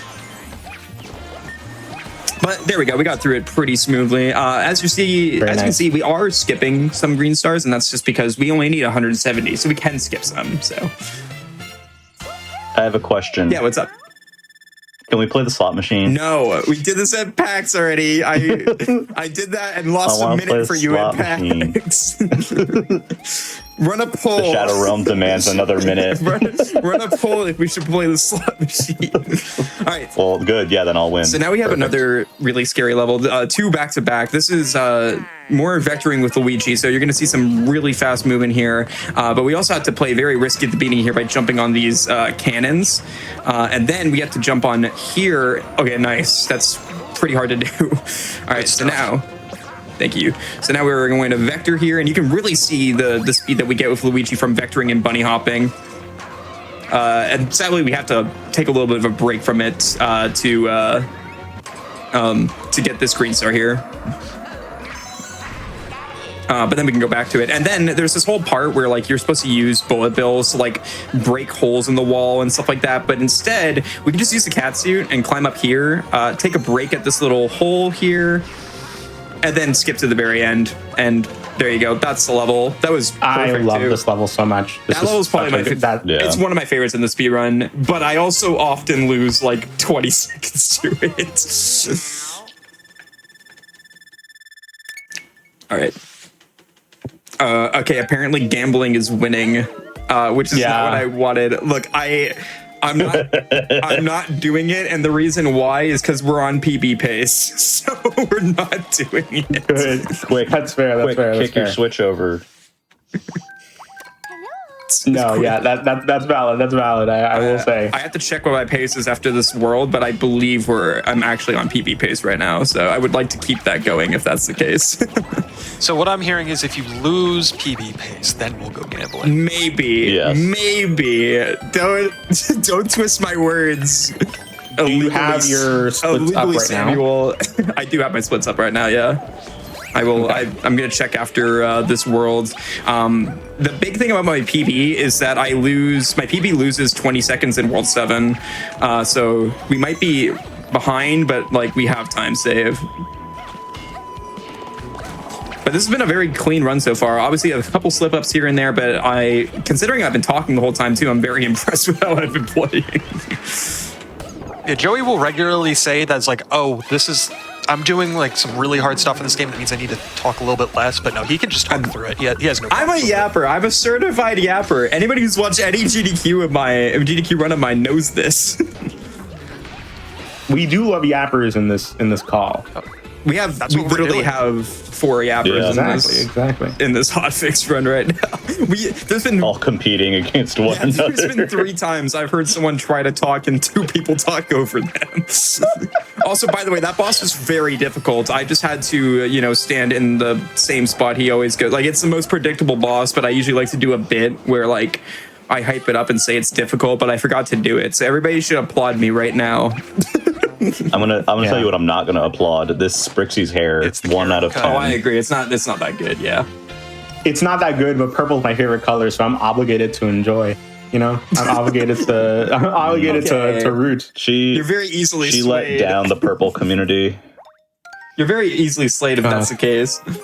This is true. God. Oh God! Let's go gambling one with 82%. You have problems, okay? Is there a gambling percent speedrun? No. There should be. I mean, technically, we got world record of that at PAX East. So, for instance, for explanation, I wasn't going to do that at PAX East, but then the audience yelled at me to do it, and I couldn't say no. So that's what we did. So what you're saying is that peer pressure and bullying works. Yeah, bullying works. I'm not saying no, but I'm not saying yes. What if I pressure you to say yes? Yes. Oh. There we go. Right. It worked. So right here, we do a nice little skip here. We skip going into that box. We're going to see a lot more of that later. It's just a little bit slower to go in the box and take the warp. And this is another cool level because like it introduces us, like we've seen the clear pipes before, but this is a level that's like fully built around it. And coming up, there's going to be this end section where the game wants us to like go into the clear pipes and do a whole little like maze where these fuzzies are chasing you around. But instead, we're just going to go on top because we can. This is a really good level, actually. I really like the clear pipe mechanic in this, especially being able to throw fireballs into them, and I'm glad that made it to Mario Maker 2. Yeah, so this is what I mean by we're just gonna, just play outside of the clear pipes right there, and then hopefully I grab onto the wall here. Okay, good. Sometimes you can't, and you just go into the pipe. But there we go. Very clean. Very nice. I do think that like when this game first came out, I remember like being like in awe of the clear pipe mechanic and being like, wait, that's actually really, really smart game design. Yeah. Like it's really good. Yeah. Yeah, it's cool. This is one of those games that like everybody, when it was revealed, wasn't that interested, and then it came out and it got like 10 out of 10s across the board, and everybody, and now it's getting like kind of a resurgence. When the pandemic hit, actually, was actually when this game was the most popular to speedrun, because Cosmic was running it, and there was like world record contention from a lot of people, and it was just really fun to watch. Then a bunch of Nintendo YouTubers started running this, like Nathaniel Bandy and Nico BBQ. So it was just a really fun time back on the Wii U days, right before the Switch version came out. Also, I want to back up real quick. Oz, you were thinking about good game design when you were 10 years old. Yeah. This is true. When you were 5, yeah. You're like, wow, Nintendo really did such a good job designing this game. Dang. I was 10 years old when this game came out. Okay, Oz was ahead of his time. Okay, I got really bad RNG there. Sadly, those bullies are RNG, and I got some bad patterns. This is really good. I do think that this game is like the epitome of just like the most important thing in a video game is that it's just fun. Like you gotta make it fun. Oh yeah, definitely. Yeah. All right, so I actually don't know if we're PB pace. I'm like 10 seconds behind PB pace, but like I said, I have like 25 seconds of time save in World 7, so I don't know. No worries.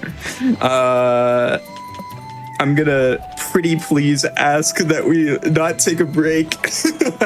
Don't worry, we don't have to. Yay, unless my run dies in the next 3 levels.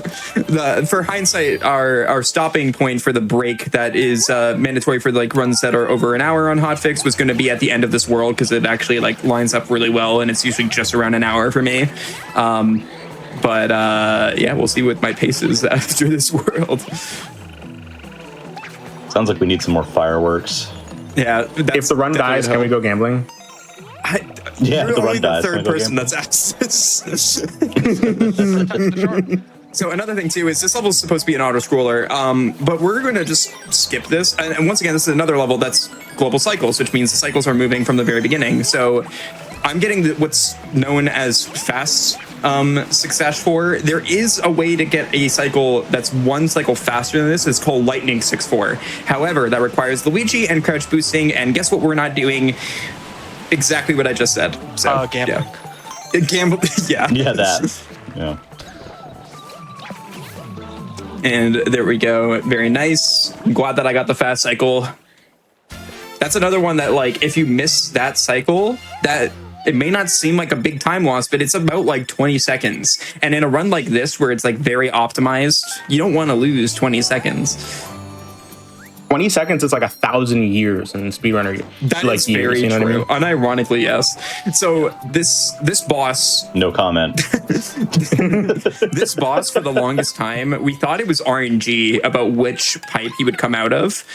We found out though that it actually is kind of okay. So I messed it up, but we actually found out that it's cycle dependent. However long you're in this level for that will depend determine which one of these pipes he will come out of. So I played this level really bad. So what you don't want to see is what happened there, where he went around the back and came out the other side. But unfortunately, that's what happened. So I lost like 5 seconds.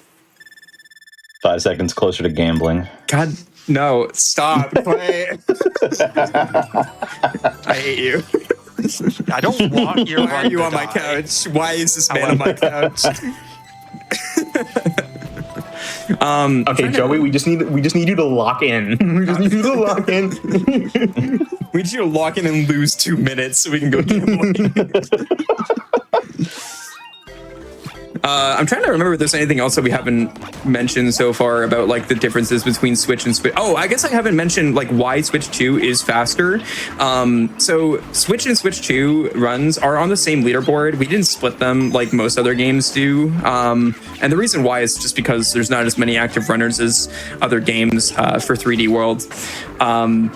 But yeah, so the main difference is the load times. And you may be looking at this game and being like, there's like no load times. What are you talking about? This is a level-based game. Every time you enter a level, there's like a little bit of load times. And it's usually around 1.5 seconds slower on Switch 1. And that may not seem like a lot, but there's like 64 something like that levels. It adds up. It adds up a lot. In total, it saves around a minute and a half in any percent, which is a ton. So that's why it's so much faster. And that's how I was able to lower my any percent PB late last year was by using Switch version. In 380 stars, it saves 5 minutes. So that's ridiculous. It is.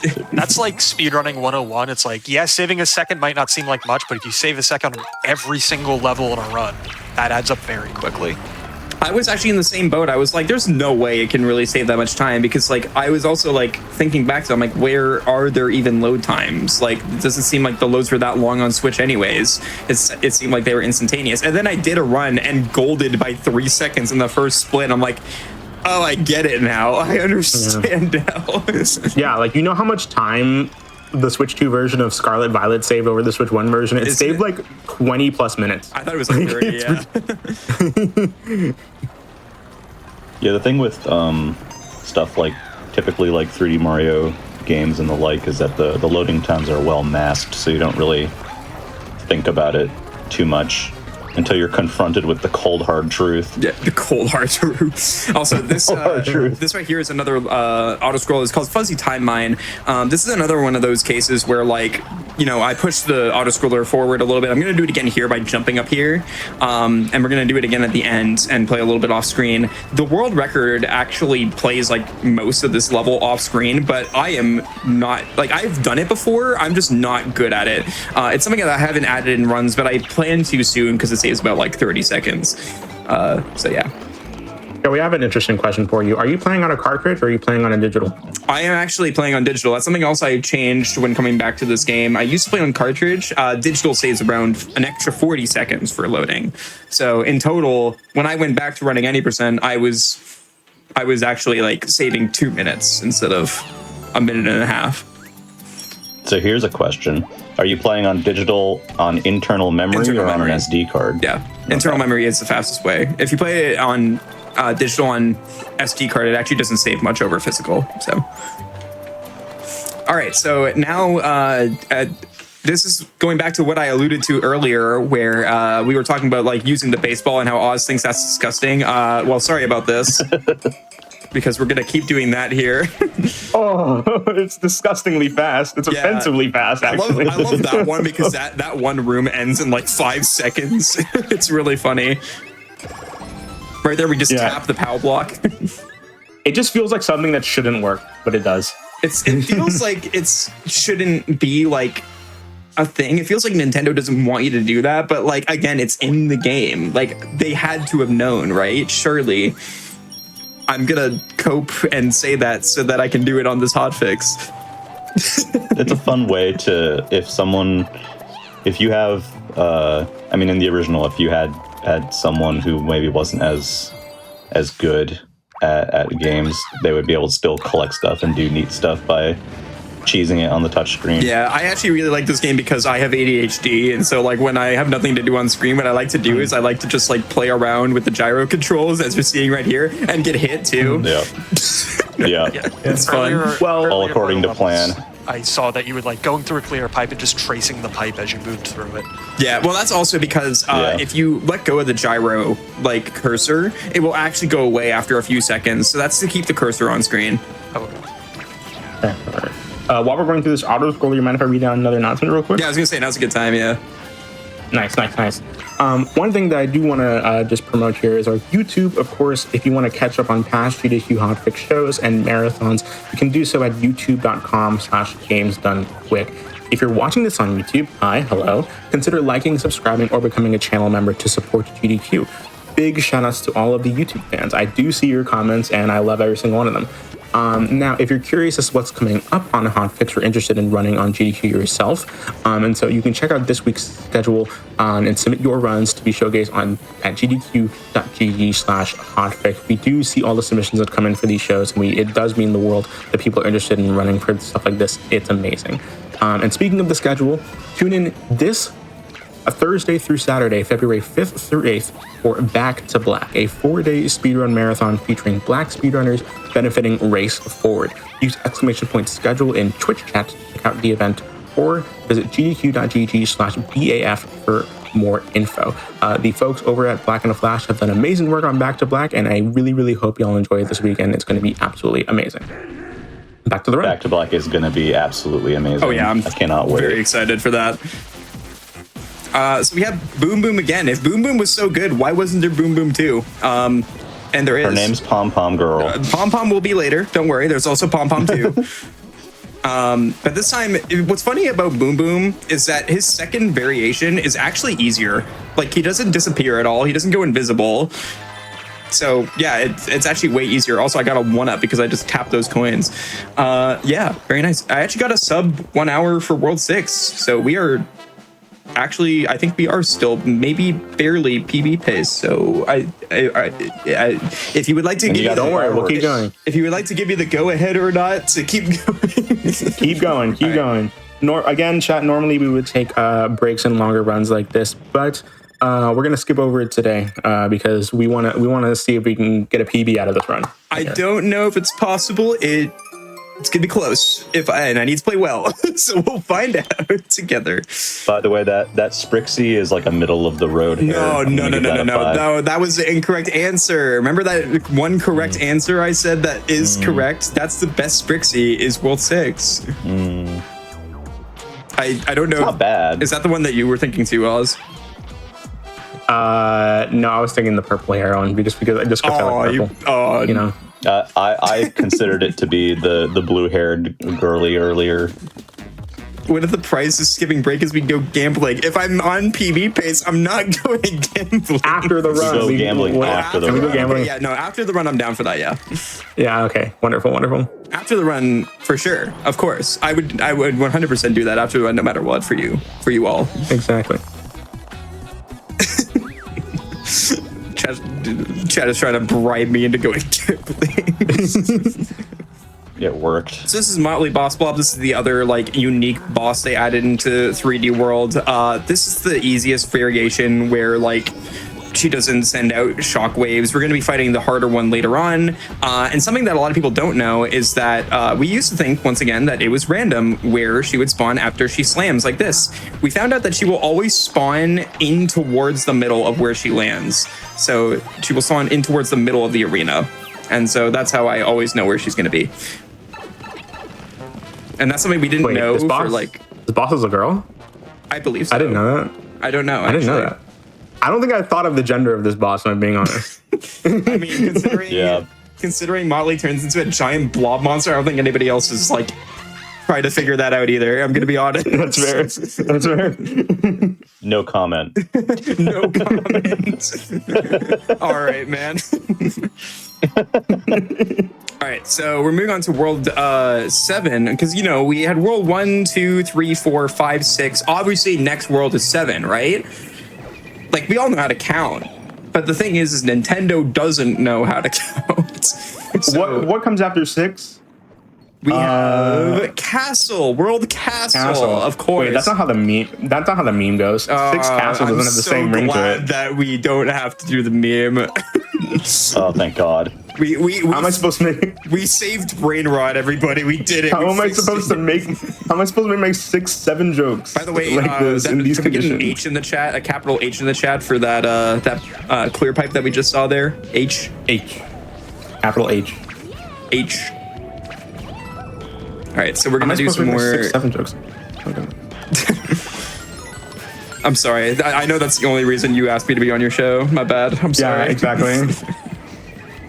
Right. I'm only here for the brain rot. This is just brain rot the show. No. Why is that actually true? Anyways, moving on. Anyways, after roasting Oz's show, let's move on.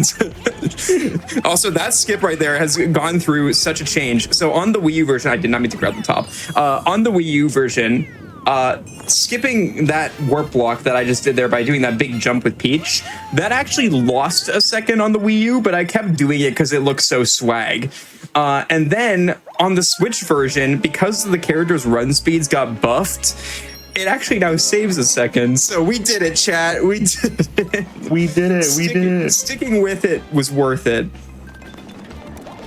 So we go from that level to a lot of people's least favorite level, just because this level is very well known on the Switch version. Because they upped your run speed, it's very easy for your jumps to get eaten on these boost pads. So it makes this level a lot more difficult than it ever used to be. But as long as you jump on the first half of the boost pads and not like near the edge of it, then you should typically be fine. Yeah. Also, Joey, if you roast my show again, we're gonna replace your face cam with Subway Surfers footage. I'm surprised that hasn't happened yet. I'm gonna be honest. We don't have Subway Surfers footage. We don't have it with us. It's not a thing that we have just lying around. Dude, I mean, we've got what? 30 Sounds like you minutes should left in the change run to that. find some footage. We got That's some fair. time. We got some time. Also, I almost died there. Thank you for talking and yapping so that no one noticed until I said it just now. It's okay. I noticed. Speaking of noticed, fireworks. Yeah, exactly. Oh, I was hoping you yeah. wouldn't notice that, but okay. Boo. It's also funny because like I very often will get fireworks, but I often will get it like on the 6, which is even like the worst kind, because if you get a 1, it loses like 0.5. Oh, no. If you get a 3, it loses about a second, and then if you get a 6, it loses like 1.5. So around a half second each.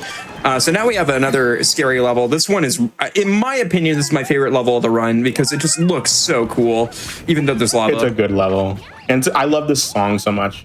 I agree. Yeah. Yeah. I would also agree. Also, This whole speaking soundtrack is great. Speaking of scary things, our producer Real kind of said, "I have an idea." After I said Subway Surfers, so we're gonna see what know, and happens. I'm Yeah. scared. I'm very scared.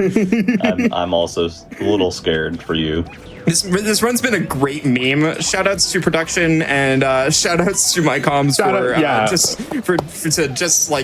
if you haven't seen one of my runs on GDQ before, this is what you can expect them to be. I take them so like my main goal for anytime I'm on the GDQ channel, make it entertaining. That's always like the thing I tell people when you do a GDQ run. Just make it entertaining first and foremost. No one's gonna care how good you play. Just have a fun time with it.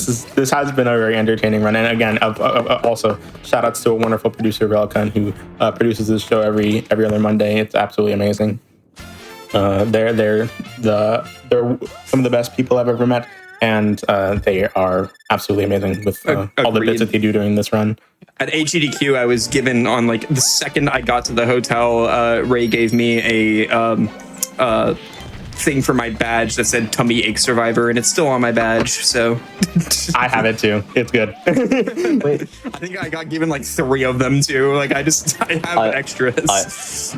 I also have that on my badge still. All right, so here is Brolder. This is a boss fight this is the World 4 boss fight that we would have seen if we did the castle. And the scary thing about this boss is it's RNG once again, where I basically sense we're trying to get a 1 cycle, and I think I just got it. It says 10 seconds to get a 1 cycle. We set that one enemy over to the side there, and we just basically hoped that he wouldn't randomly shoot his rocks at it and destroy him. And there we go, 1 cycle. Let's go. That saves 10 seconds. Nice. So I do love the video game trope of boss that you beat in the first act of the game comes back in the third act as a mini boss instead. It is very funny. Those are like both. I guess the other one on the other side was a mini boss beforehand too. But yeah, those are both returning boss fights for the Split in the Path. Good job getting your rocks off, Joey. Thank you. I don't know how to respond to that. Actually, I really don't. We're not going to address that. We're going to move on. And this is why I always am like hesitant to invite Clay to my comms. All right, so this level, I recently have been failing a lot recently, but there's going to be this tower here that we're gonna go over here to. There's these key switches that we have to unlock. Oh, by the way, another small thing they added and changed in the Switch version is you can dive forever. It used to run out on this on the Wii U version, but for some reason it doesn't run out on the Switch version. Like you can just dive till the end of time, which I think is really funny that they changed that. It's pretty. I mean, it's got to be useful though, right? You know. All right, so now we're gonna go here. So the reason why I left that one key down there, you may think I left that one switch by accident. I actually did that on purpose. And the reason why is because this cutscene here, this cutscene right here actually like is a little bit like shorter because like it's closer to the box. So that's another like small 1.5 time save that we are going to take with us. You know, you realize I also thought that Joey said die forever, and I was just like, yeah, you can just die forever. Yeah. Yeah. It's actually a hard lock. You cannot, you're just stuck in the death animation. You're stuck for in all of time. forever. Yeah. Exactly. Also, someone did say like, oh, you didn't pick up the backup catsuit. The reason why is the next level we're actually going to get the boomerang. It's the only time we're not going to use the catsuit, and it's for a green star in World 7's castle. So I didn't grab the catsuit there because It's not the only time you're not using the catsuit. That true. You've used the Tanuki already. That is true, and we will use the Tanuki again. All right, so this is the last Captain Toad mission, and in my opinion, this is the worst Captain Toad mission. There's a lot of different like moving parts to this because we have the swamps that we have to worry about. So yeah. Yeah, this one's a little evil, actually. A little devious, you know? Well, yeah, it is surrounded by lava. That means it's evil by default. True. That's true. People have been saying this about this one specific. I don't know why I said it like that. People have been saying this. People have been known to say this. Okay, I was supposed to hold on to the swamp so that he didn't move there, but unfortunately he did, and okay, that's fine. I played a little safe there, but we're good. And that was better. That was better than it normally goes. So I'll take it. It was better. I agree. It is better. Yeah. One thing that I do want to say is that I did have an intro plan for when we were going to come back from the break. And for those that pay attention to this show, I do have a bit at the beginning of every break when we come back. That I say happy like national whatever. I go on like check a day and like they're always like real holidays or whatever, right? And the holiday that I had planned was Happy National Change Your Windshield Wipers Day. Yeah, it is a real holiday. It is a real holiday, and it is today. And I hope that all of you are taking care of your cars if you drive, and especially changing your windshield wipers. Especially those windshield wipers. I bet half of you have not thought of your windshield wipers since you got the car that you currently drive. I'm willing to put money on that, and make sure you change your windshield wipers, y'all. All right.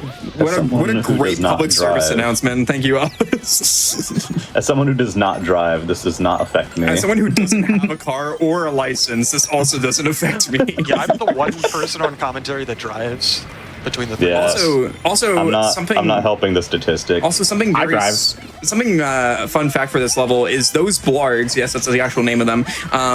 If you go on top of these clear pipes, which you can do that, you can skip the clear pipes and just go on top of them.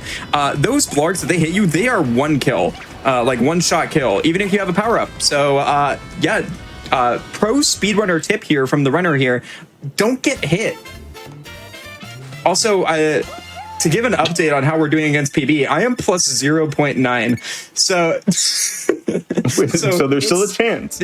So you're saying there's a chance. There is a chance.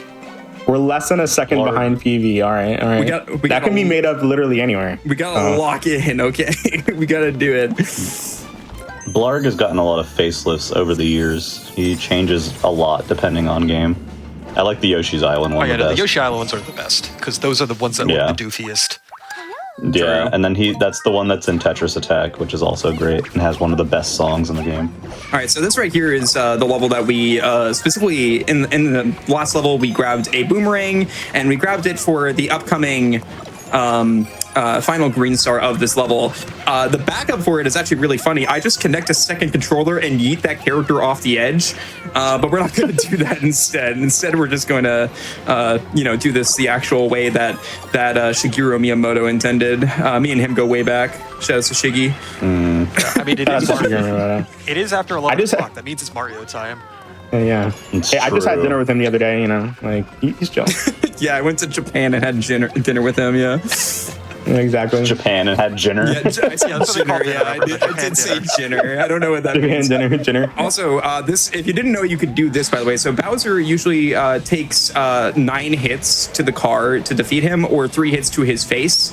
And you can use the touchscreen or the gyro controls in the Switch version, and you can just do this, and it's really funny. When I found out that you could like skip 6 hits if you hit him in his like his body or his face, that like changed the game for me. Like I do that casually too as well. It's fun. Again, shout outs to nose strats where I used to like wipe my nose on my gamepad to do that. Ew. No. Not Don't actually, say it like no, that. not actually. Okay, calm down. Also, there's all the Sprixies. There they are. That's all of them. That's all 5 of them. Yeah, so get ready on time because it's totally end of the game, right? Oh my god, time! Wow, totally. That's it. Wow, we totally beat the game. Definitely. Wow. That Sprixie gets a 2 on hair. And there you go. I just PB'd by 25 minutes and got world record. Everyone knows that a good Mario game ends on the castle, you know? Yep. True. Wait, what's happening? There's no more content. 3. Wait, what's going I'll on? give her a 3. All 5 of them. There's not 2 other ones, but where are the? Why are they secret scared? 6th Sprixie. So Bowser went to like Goodwill and found a bigger jar. So now we have it here. You can find a lot of cool jars at Goodwill. That's true. Shout out to the Walmart big jar TM that we just witnessed. Yeah, that's what happens. That's a bad ending, obviously, because we skipped some Sprixies. Obviously, this wouldn't happen if you saved all of them up until here. I think that's the good ending. Shout out to production for actually stopping the timer. Committing to the bit. You can continue it now. Thank you. All right, so now we get to World 8, which, by the way, this is the best music in the game. This is Bowser Land. It's not World 8. That is true. Once again, we know how to count. 1, 2, 3, 4, 5, 6. 4, 5, 6, Castle. And World Bowser. Bowser is my favorite number in the alphabet. Wait. Okay, wait, hold on. There's a lot wrong with what I just said. Yeah. There's a lot of heavy implications behind that statement. There's a lot of statements I just said. All right, so this level is really cool. This is the first level of the final world in the game. And once again, the game wants us to use these like warp blocks, but instead we're just gonna skip like all of them, and it's really fun. So we're gonna go here. There we go. And we're also only gonna get 2 of the green stars instead of 3 of them. So there's that warp block. We don't need that one. We are gonna grab this one because we literally have to. But we're gonna skip the rest. Did you know gaming? Did you know that 4 times Castle is 20 Bowser? Wow, that's some crazy math. Thank you, Clayton. 1215. You're very welcome. Where was this insightful commentary during my Beautiful. That's all you get. Well, he didn't learn that math until like a couple months ago. All right, update on the pace. We are -1. We are -1. Let's go. Let's go. We're in the green, chat. We're in the green. Also, thank you to our production member who literally just said in the chat and quoted me saying, Bowser is my favorite number in the alphabet. Thank you. That is exactly what you said. That is what I said, and I hate that I said it. All right, by the way, I'm sorry if you're hungry because this level is going to make you way more hungry. I am kind of hungry. Hey, look at those gophers again. That is true, the gophers that you... My gopher customer. Looks like your customer for some reason. I hate him. Clay, would you say that? Clay, would you say that you could go for some food right now? Oh yeah. Why did that actually take me time to process? I'm very upset at myself because I didn't use Bowser in that pun. That is true. We didn't. It wasn't part of the alphabet. I bet you could Joe for Jenner in Japan right about now. Shut up, This run's going off the rails.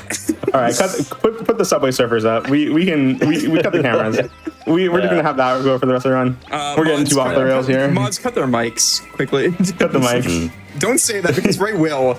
Like, you know that it's true. It's true. You know what's funny? Command and response. At PAX West, I did a run of Mario Kart World, and I said something like, "Just cut my mic," and then they actually did. What is that on my screen? What is that? Is that Subway Surfers? Is that what that is? That looks so cursed. Yeah, that is Subway Surfers. Oh my God. Is that Shrek? Is that Shrek in Subway Surfers? I can't wait to submit this to SGDQ. In MS Paint? I love that this is going to be my submission video. This is awesome. If there's anyone that reminds me of Shrek, it's Joey. That is, please never say that again. Never ever say that again. Ray drew that in. Joey's a lot more of a donkey than a Shrek. That's true. Oh, that's beautiful. You can tell that Ray drew that in like MS Paint. You can tell. Anyway, It's on it for an MS Paint like painting that in like 10 minutes. That's pretty impressive. I gotta say. That's my favorite. That's my favorite thing to do. By the way, when I have downtime in this level, is just to tap those conch doors and take off their glasses. It's really funny. How could you? Yeah, I know. You're like the only one in this. Oh no, wait. Sam has glasses. Never mind. We're so back. I'm not wearing them. I was gonna say. I don't need my glasses when I'm 2 feet in front of my computer screen. That is true. You don't wear your glasses on stream, and it throws me off so much when I watch you stream. I'm blind. I feel like I'm watching someone else. Like it's not right in the world. So yeah, right here we're going to go up this way. There's a stamp. We're not going to grab that stamp because that would lose time, and I'm on PB pace, so I would like to keep that pace going if we can. I mean, yeah, you said you're 1 second green, and that stamp loses you a second. Yeah. Oh. Where's the chat integration to make the stamps turn into green demons when I need them? Yeah, where's the crowd control 3D world run? That's what I was looking for. Okay, so now we have pom-pom again. I actually got very good luck there. It is actually possible, by the way, to tell which one of the pom-poms is going to be the real one. It was way easier to tell on the Wii U than it is on the Switch, but there is still a way to tell. It's just I have bad eyesight, so... Joey, maybe you need glasses. You need glasses. Story time here. I actually did have glasses for a little bit, and I didn't want to wear them, so I just didn't, and my eyesight got better the next year. So I don't know how that works, but... And then, When's the last time you've been to an eye doctor, Joey? Literally less than a year. I went like a few months ago. That does similarly. This is very unrelated, but that reminds me similarly of how like this run. Most people who have lactose intolerant, they're not like born lactose intolerant, and they like develop it later in life. I was born lactose intolerant, and then I was just like, nah. I don't. No, I'm not. I'm not. At some point in my life, I was just like, nah, I'm not lactose intolerant, and then I just started drinking milk with no consequences. That's awesome. So this is a pretty scary level. World 8 has a lot of very terrifying levels. This is one of them. Which world's that? World 8? Yeah, World Bowser. Oh, sorry, my bad. Yeah, World Bowser. Sorry.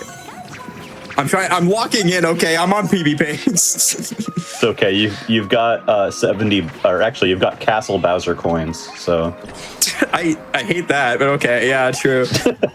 I guess you're technically right, and I can't tell you no. Actually, joke's on you. I really can, but I'm not going to because I'm too nice because I'm Canadian. Well. So I haven't heard enough for anybody Boot. who was taking bets, it took an hour and 20 minutes for Joey to mention he was Canadian. That is true. It happens every GDQ run. So. Is that a new record? Probably, that might be the yeah. longest it's been, yeah. That's the actual PB that we're getting on this run. All right, so now that was a pretty scary level. That's like a level that you think like the platforms are invisible, but like every time those swamps like slam down on the ground, they kind of show more of the level. But I was going too fast, so you didn't really get to see that. So this you can also ground pound to show a little too. Yeah, this is probably the second last like terrifying level in the run. This is, not only because it's a ghost house, but also I'm gonna need actual like major serious time for the end because it has one of the scariest tricks in the run called candle hops, where we are going to skip another auto scroller, which is most of the skips in this run, by hopping on the candles, and they have very small hitboxes. Right there was a really cool strat too, where I jumped off that dry bones, but that's way easier than the ending. So. We also grabbed that light box that we have on our head right here because we need it for the second green star that's coming up here. Ray in chat saying Polly Market for Joey mentioning he's Canadian is popping off right now. It happens every time that I'm on GDQ. Let's go. Also, right here, this is a funny strat right here. For some reason, the game thinks there's a floor when you exit a door, and then we can just jump there. Okay, time for serious time.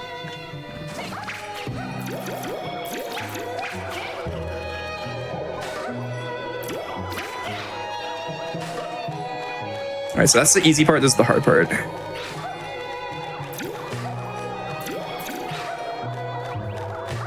Okay, nailed it. Good. Whew. Beautiful. Beautiful. Let's go. It's so Good stuff. terrifying to do that. It's Good like, stuff. I just golded by 5 seconds.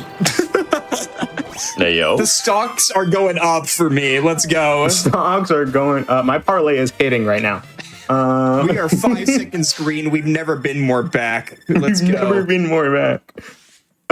Joey just might be the quirked up white boy that's good with the sauce. Okay, like I have not gotten so my PB, for people wondering, is a 135.46. I have only gotten the best run I've gotten practicing for this hotfix was a 136. I don't know how I'm playing this well tonight, but I will take it. It's the power of our nonsense. That is true. I feel like I'm not paying Yeah. attention to the game, which is actually funny.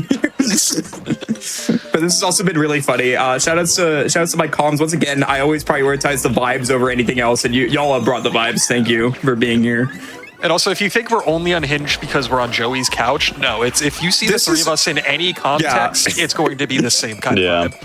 I If run you runs are with these at two on my any- couch as well. Yeah, if you are at any GDQ and you see us, we speak like this normally. This is not how we are on hotfix. The pack- No, we don't. We speak worse. The That's PAX actually East true. We Adventures. actually make worse jokes. The PAX East adventures that the four of us had are legends to be told. You know, Look, I'm not even gonna get into the story of Jose the corgi, but I could if I wanted That's- to. that's a whole thing. That's a whole Redacted. thing. That is a story and a half right there, and that's something that y'all will want to know, but we're not going to tell you. All right, so we're going to go up here. By the way, this whole level has this whole mystery house has been about the cat suit. So this would be your last time to refill your cat suit if you needed to. But thankfully, I haven't really had to refill my cat suit too much this time, so I'm very happy about that. I think I've only lost my cat suit twice unintentionally. Well, that first time was definitely intentionally because you were demonstrating what happens when you lose it, right? That is true. Exactly. Very true. Yeah. All right, very nice. And now we have technically 2 more real levels, but we also have 2 boss fights as well. This next level is also another pretty clench-worthy part of it, where we're gonna do some more interesting peach flutters here. So starting off right away, it has the hardest jump at the very beginning, right here, to cross this gap, just like that. You could not do that if you didn't have the midair dive move that they added in the Switch version. So thank you, Nintendo, for that. And then we do this. Why did you make the block angry? Oh yeah, we're He gonna do didn't that a like few that. times. I'm sorry. This was I think the stage in the Wii U version specifically that was a bit evil It was, yeah. because you couldn't skip. Yeah. Yeah, the Switch version had a way harder way of doing this skip coming up here, where you had to conserve your momentum on the wall, but we can, thankfully, because they upped the character speeds, we can just do this. So yeah, who needs that Oh, this is block? very nice. And I also grabbed that Tanuki not only for that strat right there, but also because of a strat in the final level of the run. Oh, can you grab it? Thank you. That was really weird. All right. Yeah, so ground pounding these blocks right here, it does make them angry, and I'm sorry, but it is faster. It saves a whole half a second every time you do that, so it's worth it. Let's go. Shout out to half-second time saves. Getting some real Kevin vibes from these blocks. I agree. It's if Kevin made Mario 3D Worlds, this would be his block. Just Kevin. I thank you for killing that gopher. Yeah, that other one just got crushed just now. He's gone for good. That's my stress relief gopher. Is that also your Emotional support gopher?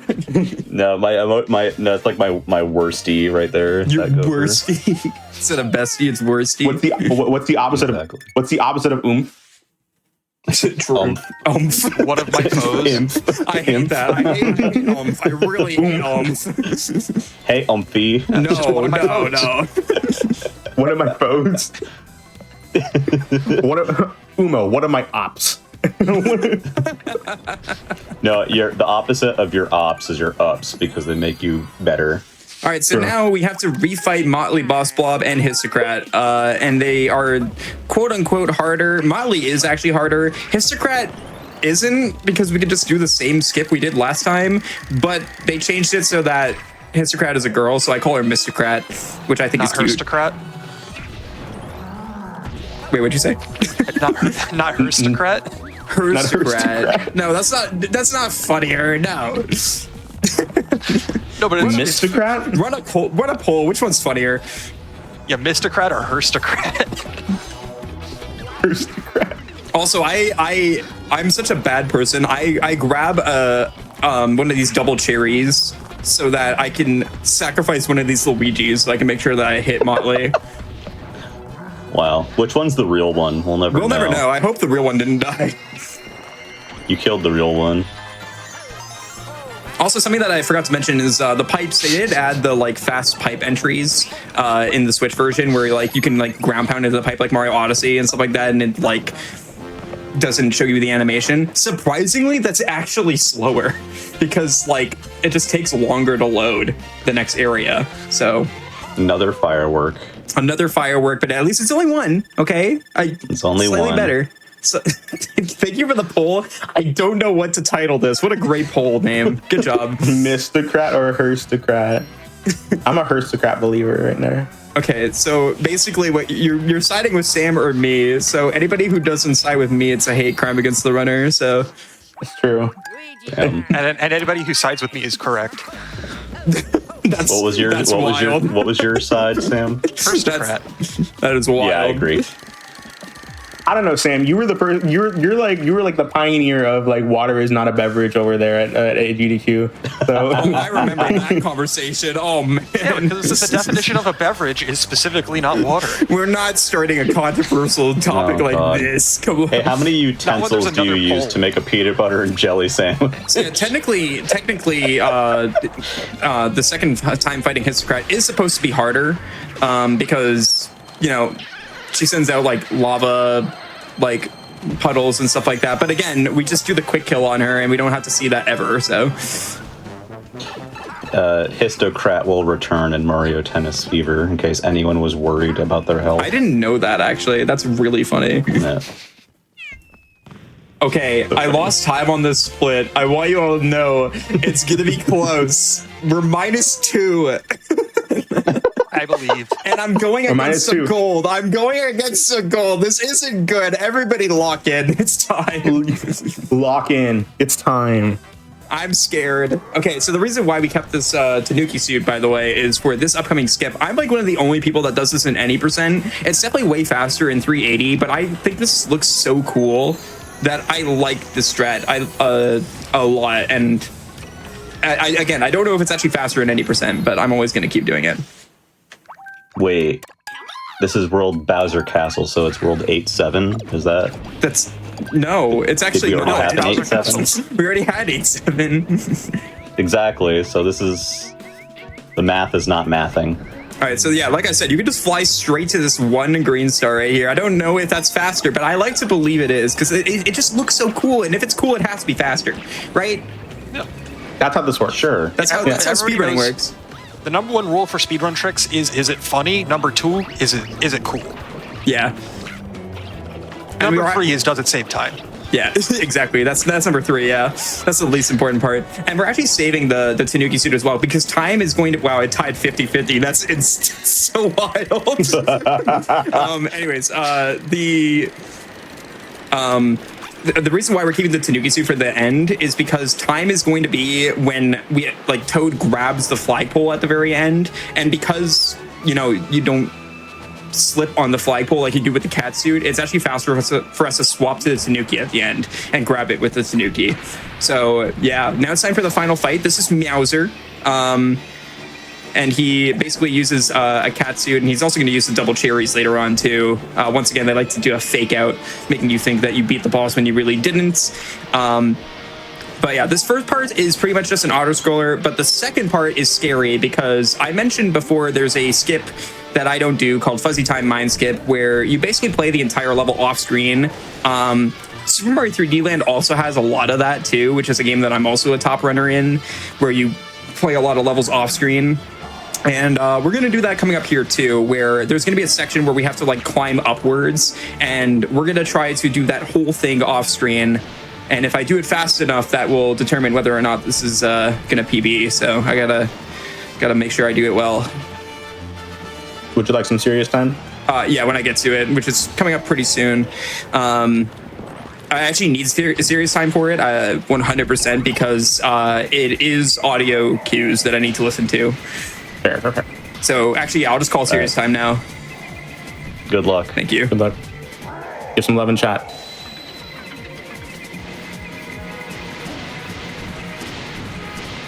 All right, so here it is.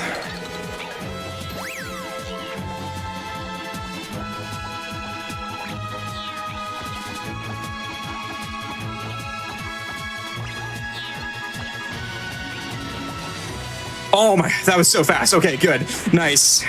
Beautiful. Round of applause. There's also another one that we're gonna have to do, but it's less difficult, where we basically just have to push the camera up a little bit more once we get to the end here.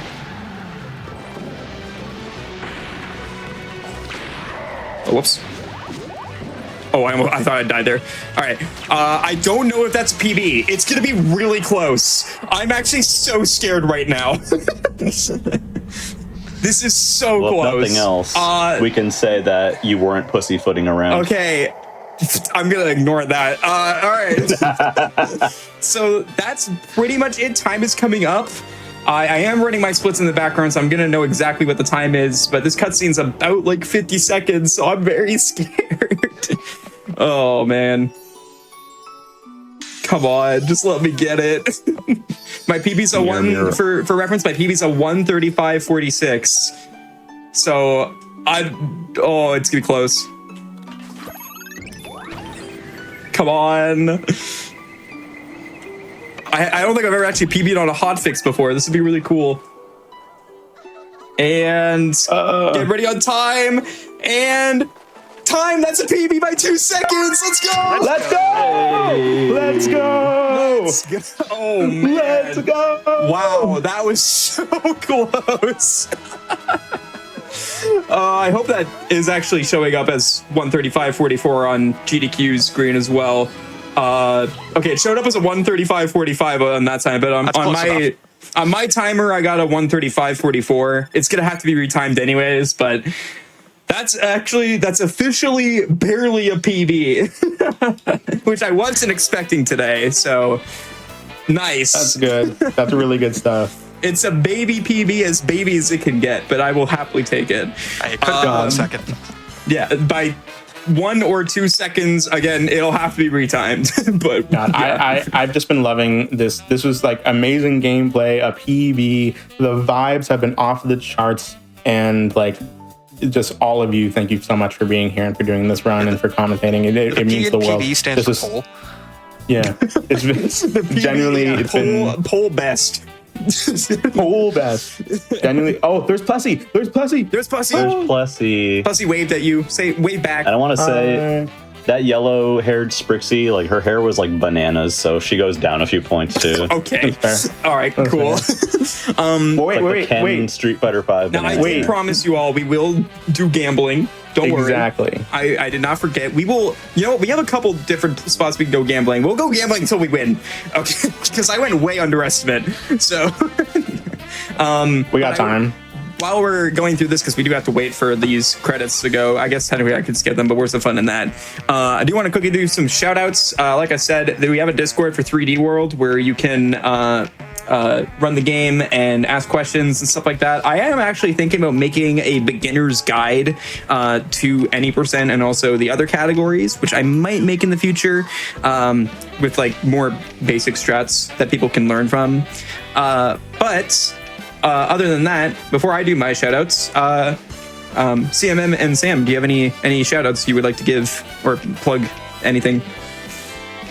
I'll go first. I mean, all I've really got besides, GG's on the PB, and thanks for letting me ruin it by talking over it, Joey.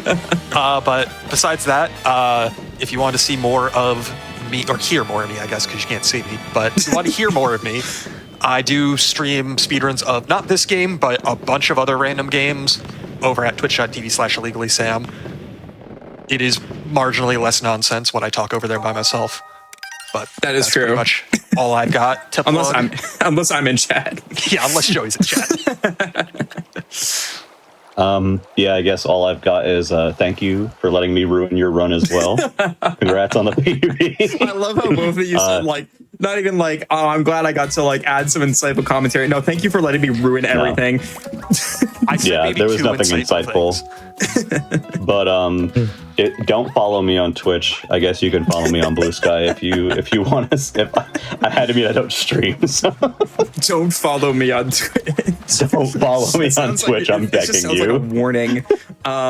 It is. I'll do my shoutouts after we go gambling. So let's go gambling. We have a couple times to do this.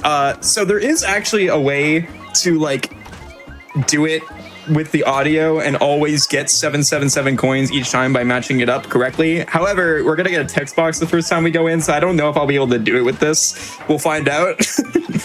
But let's see if we get it. All right. Big money, big money. No whammies.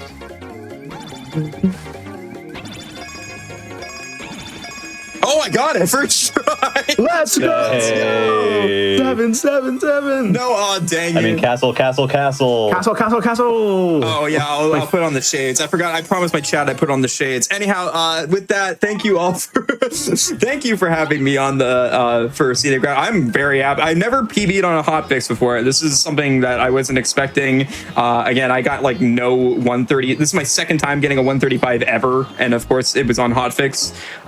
Did it way better than all of my practice combined. So with that being said, I stream at twitch.tv/KingJ0444. I run a lot of games. Like, it's kind of wild how many games I run. I'm known for like a bunch of different ones on the GDQ channel. But I love running 3D Mario games and also like Astrobot and like Golf With Your Grandmother, something like that.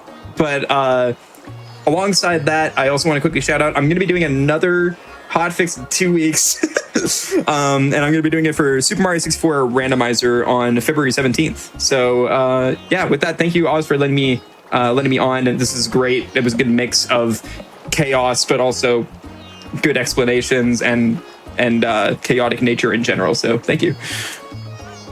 Of course, and thank you, King J, for such an amazing run. This is absolutely beautiful. Like, the vibes were off the charts, and you got a PB. That's amazing. And for those that were paying attention, Blue Candy was 6 seconds off of world record for Kirby Air Riders, and we also had some PBs and perilous paths like that. Tonight was just an amazing night all around on both shows, and I hope that y'all enjoyed it as much as I have hosting it. But that is all for this episode of the Scenic Route today, and it was a great one. We had two amazing runs. Again, Kirby Air Riders with Blue Candy and Super Mario 3D World with King J0444. I hope you had as much fun watching it as I had hosting it. Now, if you missed out on our hotfix shows tonight, make sure you stay tuned for a replay of both Perilous Paths and the Scenic Route here, of course, coming up right after the break. And of course, come back tomorrow at 7 p.m. Eastern for more GDQ Hotfix with random number generation by Skybills and Game Masters by Kiara. We have a wonderful lineup of games this week, so please stay tuned for the rest of the week. And of course, please go watch Back to Black at the end of the week from Thursday to Sunday. It's going to be an amazing event. Our next episode for the Scenic Route is actually going to be on a Thursday